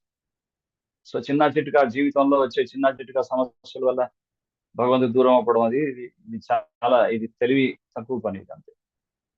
సో ఆ విధంగా పరీక్షిత్ మహారాజు ఆ బలి చక్రవర్తి 12 మహాజనుల్లో ఒక మహాజనో ఎనగత స్వతంత్ర మహాజను. సో ఎప్పుడైనా మనం ఒక భక్తుల్ని ఆదర్శంగా తీసుకోవాలి మన ఆధ్యాత్మిక జీవితంలో మనం ప్రయాణించేటప్పుడు అంటే ఇటువంటి మహాజనుల్ని మనం ఆదర్శంగా తీసుకుంటూ వాళ్ళ అడుగడు జాడల్లో ఉండాలి. మహాజనో ఎనగత స్వతంత్ర. సో బలి చక్రవర్తి, ప్రహ్లాదుడుగా, భీష్ముడు, కపిలుడు, వ్యాసుడు, శంభు, శివుడు, వీళ్ళంతా కూడా మహాజనుడు, బ్రహ్మ. సో నవవిధ భక్తిలో ఆత్మ నివేదనం అంటే తను తాను సమర్పించుకునేటటువంటి ఆ అంగం అనేది ఆ ఘనత బలి చక్రవర్తికే లభిస్తుంది. సో ఆ విధంగా ఆత్మ నివేదనం చేసుకున్నటువంటి మహాభక్తుడు. అదేవిధంగా ఇక్కడ ప్రహ్లాదుడు వచ్చేసి శ్రవణానికి స్మరణానికి ప్రతీక. మనకి 9 అంగాల్లో ఒకసారి హిరణ్యకశిపుడు అడుగుతాడు ప్రహ్లాదుని, నువ్వు ఏం నేర్చుకున్నావు, గురుకుల పాఠశాలకు వెళ్ళి ఏం నేర్చుకున్నావు అంటే శ్రవణం, కీర్తనం, విష్ణు స్మరణం, పాద సేవనం, అర్చనం, దాస్యం, సాఖ్యం, ఆత్మ నివేదనం. ఈ విధంగా ఈ 9 అంగాల్లో భగవంతుని సేవిస్తూ మనం తరించాలి అని చెప్తే హిరణ్యకశిపుడికి విపరీతమైనటువంటి కోపం వచ్చేసి. సో శ్రవణం, కీర్తనం, శ్రవణానికి ప్రతీక పరీక్షిత్ అయితే కీర్తనానికి ప్రతీక సుఖదేవ్ గోస్వామి. అలాగే ఆత్మ నివేదనం, తన్ను తానే సమర్పించుకున్నాడు. 2 అడుగుల్లో భగవంతుడు అంతా స్వాధీనపరుచుకున్నప్పుడు ఇక 3వ అడుగు ఎక్కడ వేయాలంటే స్వామి నేనున్నానుగా మీ యొక్క పాదాన్ని నా యొక్క తల మీద మోపండి అని చెప్పి బలి చక్రవర్తి తన్ను తానే సమర్పించుకున్నాడు. సో అందుకే ఆత్మ నివేదనం. సో దానికి ప్రతీక బలి చక్రవర్తి. సో భగవంతుడికి ఎప్పుడైనా ఏదైనా సమర్పించుకున్నప్పుడు మనం మోసపోయామా అనేది చరిత్రలో ఎక్కడా లేదు. మనం ఓడిపోయామా, మోసపోయామా, నష్టపోయామా అనేది ఎక్కడ కూడా లేదు చరిత్రలో కానీ ఇతిహాసాల్లో కానీ. భగవంతుడికి ఏదైనా సమర్పించుకున్నటువంటి వాళ్ళు ఎప్పుడైనా జీవితంలో విజయాన్ని సాధించినటువంటి వారే అయ్యారు, కానీ ఎప్పుడు కూడా ఓడిపోయినటువంటి వారు మాత్రం కాలేదు. సో బలి చక్రవర్తి తను తాను సమర్పించుకున్నప్పటికీ కూడా భగవంతుడు బలి చక్రవర్తికి ఒక ఉన్నతమైనటువంటి ఒక సుతల లోకాన్ని ఇచ్చి దానికి ద్వారపాలకుడిగా భగవంతుడే ఉన్నారు. అంత గొప్ప అదృష్టాన్ని ఇచ్చి. అలాగే ప్రహ్లాదుడు తన తండ్రి దైత్యరాజు అనేటువంటి హిరణ్యకశిపుడు ఎన్ని విధాలుగా ఇబ్బంది పెట్టినప్పటికీ భగవంతుడి యొక్క స్మరణ మాత్రం ఎప్పుడు కూడా ఆపలేదు. ఆ విధంగా ప్రహ్లాదుడు లాంటి అచంచలమైనటువంటి భక్తి. సో ఈ విధంగా ఈ లక్షణాలతో ఓన్లీ ఉన్నారు వీళ్ళంతా కూడా. ఇటువంటి మహానుభావుల యొక్క లక్షణాలతోనే ఉన్నాడు పరీక్షిత్ మహారాజ్ అని చెప్తా.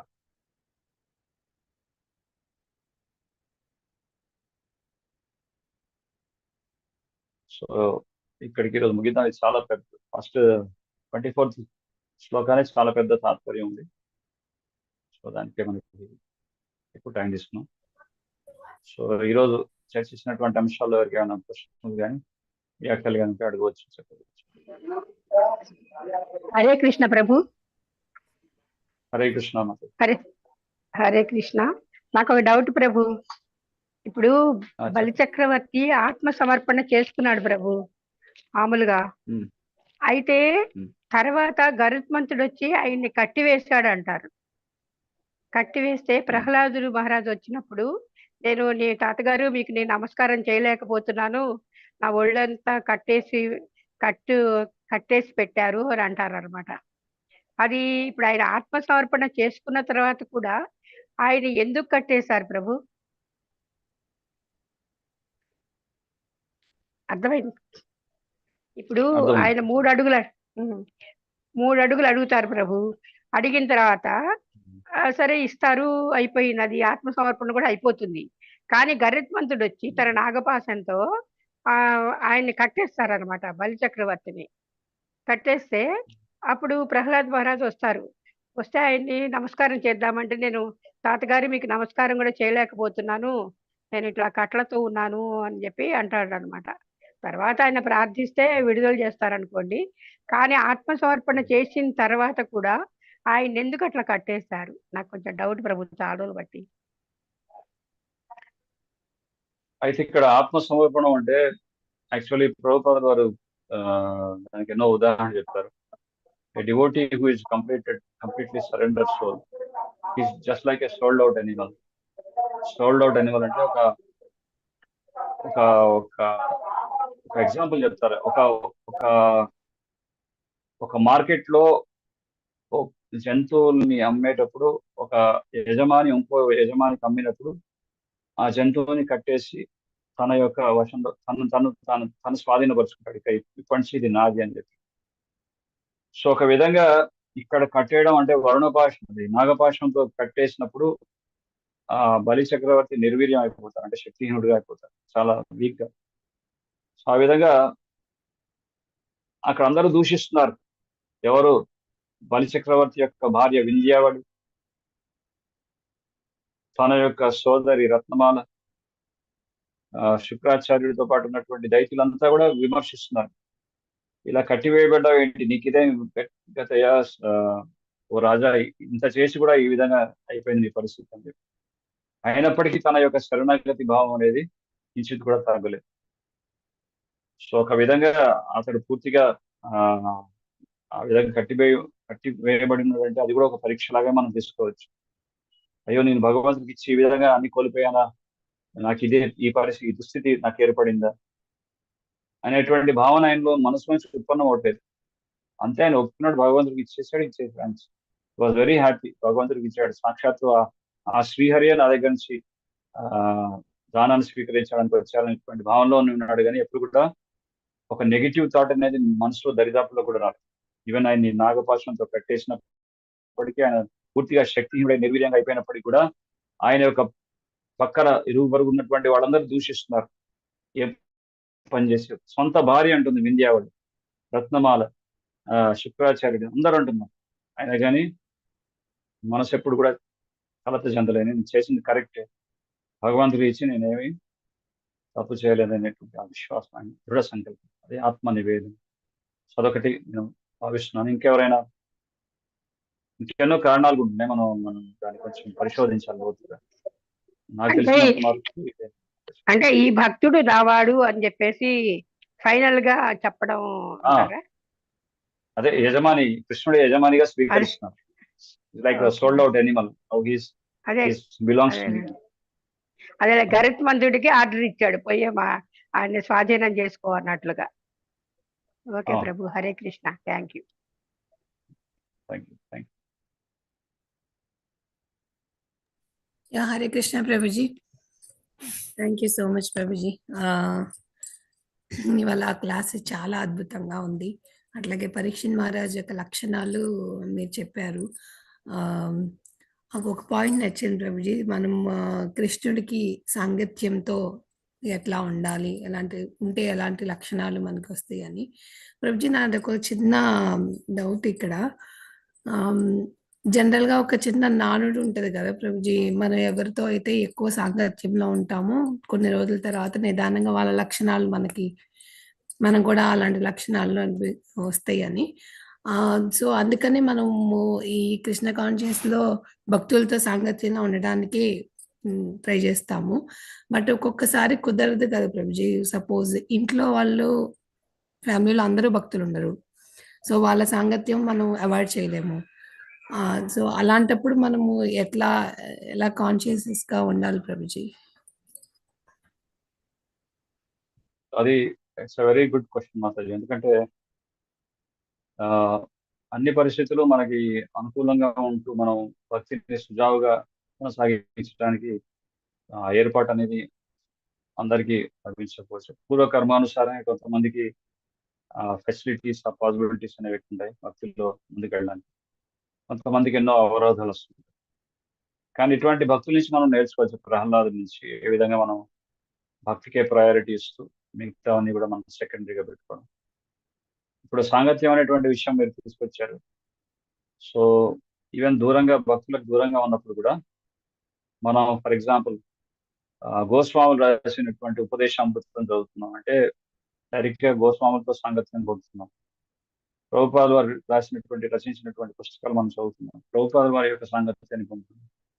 సో ఇక్కడ సాంగత్యం అంటే ఏమిటంటే ఒక ఫిజికల్ క్లోజ్నెస్ లేకపోయినా సరే, ఇక్కడ మెయిన్ గా మనం డిస్కస్ చేసింది, ఈ రోజు కూడా మనం డిస్కస్ చేసాం ఏంటంటే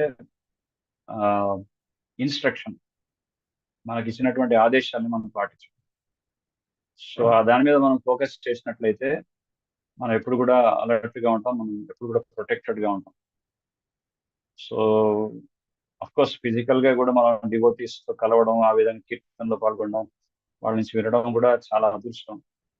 కానీ అది లేనప్పుడు, ఆ పరిస్థితి లేనప్పుడు అట్లీస్ట్ మనం బుక్స్ ని మనం ఆధారంగా చేసుకోవాలి. వీ షుడ్ హ్యావ్ మనకున్న లిటరేచర్, ప్రభుపాదులు రాసిన బుక్స్, గోస్వాములు రాసిన పుస్తకాలు, భాగవతం, భగవద్గీత, మనం అసోసియేట్ అయితే భక్తులతో, భగవంతుడితో కూడా మనం సాంగత్యం పొందుతున్నామని మనం అర్థం చేసుకోవచ్చు. సో అది మనం చేస్తుండాలి. అలాగే అట్ ద సేమ్ టైం మనం ప్రే కూడా చేస్తుండాలి, భగవంతుడికి ప్రే చేస్తుండాలి. సో మంచి భక్తుల యొక్క సాంగత్యం ఇవ్వాలని చెప్పి భగవంతుడే మనకి ఏర్పాటు చేస్తాం. సో అలా థ్యాంక్ యూ ప్రభుజీ. సో సాంగత్యం అంటే మనం ఓన్లీ ఫిజికల్ థింగే కాదు, మనం పుస్తకాలు చదివి కూడా మనం వాళ్ళకి ఇన్స్ట్రక్షన్స్ ఫాలో అవుతూ సాంగత్యంలో ఉండాలి అనేది. Thank you Prabhuji. ఇంకోటి చెప్పడం, మనకి గోస్వాములు మనకి వైష్ణవాచార్య ఎన్నో కీర్తనలు ఇచ్చారు, చక్కటి కీర్తన్స్. సో అవి ఆ గోస్వాములు ఇచ్చినటువంటి కీర్తనలు పాడుతుంటే మనం we are associating with that Goswamis, like Narottam Das Thakur, Rupa Goswami, Bhaktivinod Thakur, Srila Prabhupad, Bhakti Siddhanta Saraswati Thakur. So చాలా ఉన్నాయి మనకి. We have not of pressure with this. దాన్ని కరెక్ట్ గా ఉపయోగించుకోవడం అనే ఆర్ట్ మనం నేర్చుకుంటే వీఆర్ బెనిఫిటెడ్. అవన్నీ కూడా మనం ఉపయోగించుకోలేదు అనుకోండి, మనం ఇవన్నీ ఇప్పుడు ఒక విషయం, సాంగత్యం అనేటువంటి విషయంలో భక్తులకు దగ్గర అయ్యడానికి, భక్తులందరూ చుట్టుపక్కల అంతా భక్తులే ఉన్నారు, కానీ అటువంటి భక్తుల మధ్యలో ఉండి కూడా అపరాధాలు చేసే పాసిబిలిటీస్ చాలా ఉంది, వైష్ణవ అపరాధం.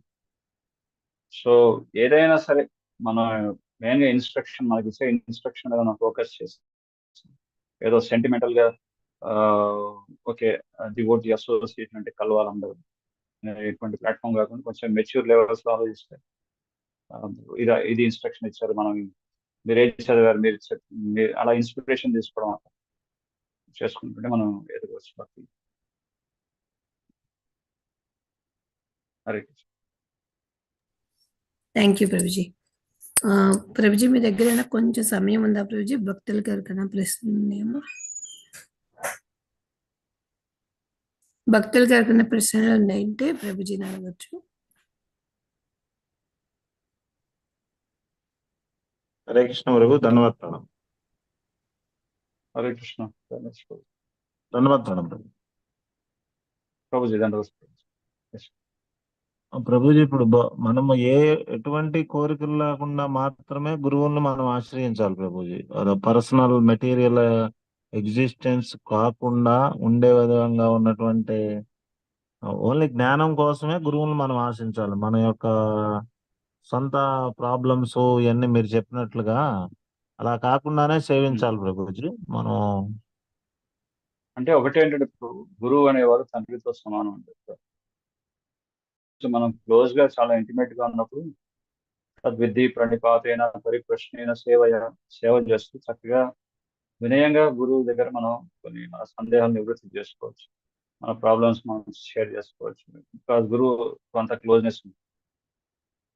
కానీ గురువుని సాధారణంగా ఒక వ్యక్తిగా పోలుస్తూ మీరు అన్నట్టు నాకు ఆరోగ్య సమస్య వచ్చింది, గురువు తీరుస్తాడా ఏమైనా మంత్రం చెప్పి, లేకపోతే ఇంకేదో చేస్తాడా? ఎందుకు గురువు కాదు. గురువు అనేవాడు కేవలం ఆధ్యాత్మిక జ్ఞానాన్ని ఇస్తూ మనం ఆధ్యాత్మిక జీవితంలో ప్రేరేపించేవాడు. సో భౌతిక సమస్యలకి వీటికి గురువు is not responsible. Of course గురువు is always supportive.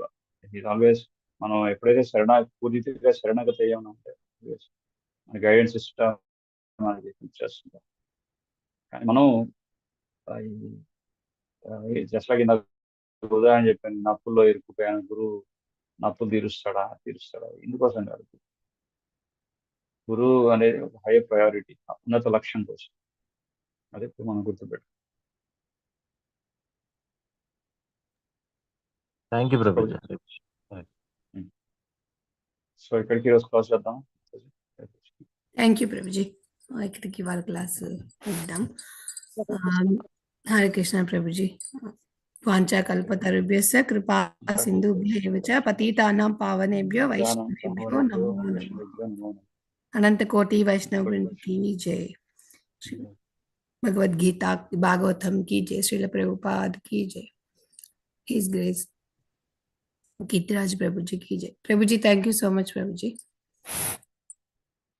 Hare Krishna. మళ్ళీ రేపొద్దున మనం భాగవతం కాల్లో కలుద్దాము. భక్తులందరికీ హరే కృష్ణ.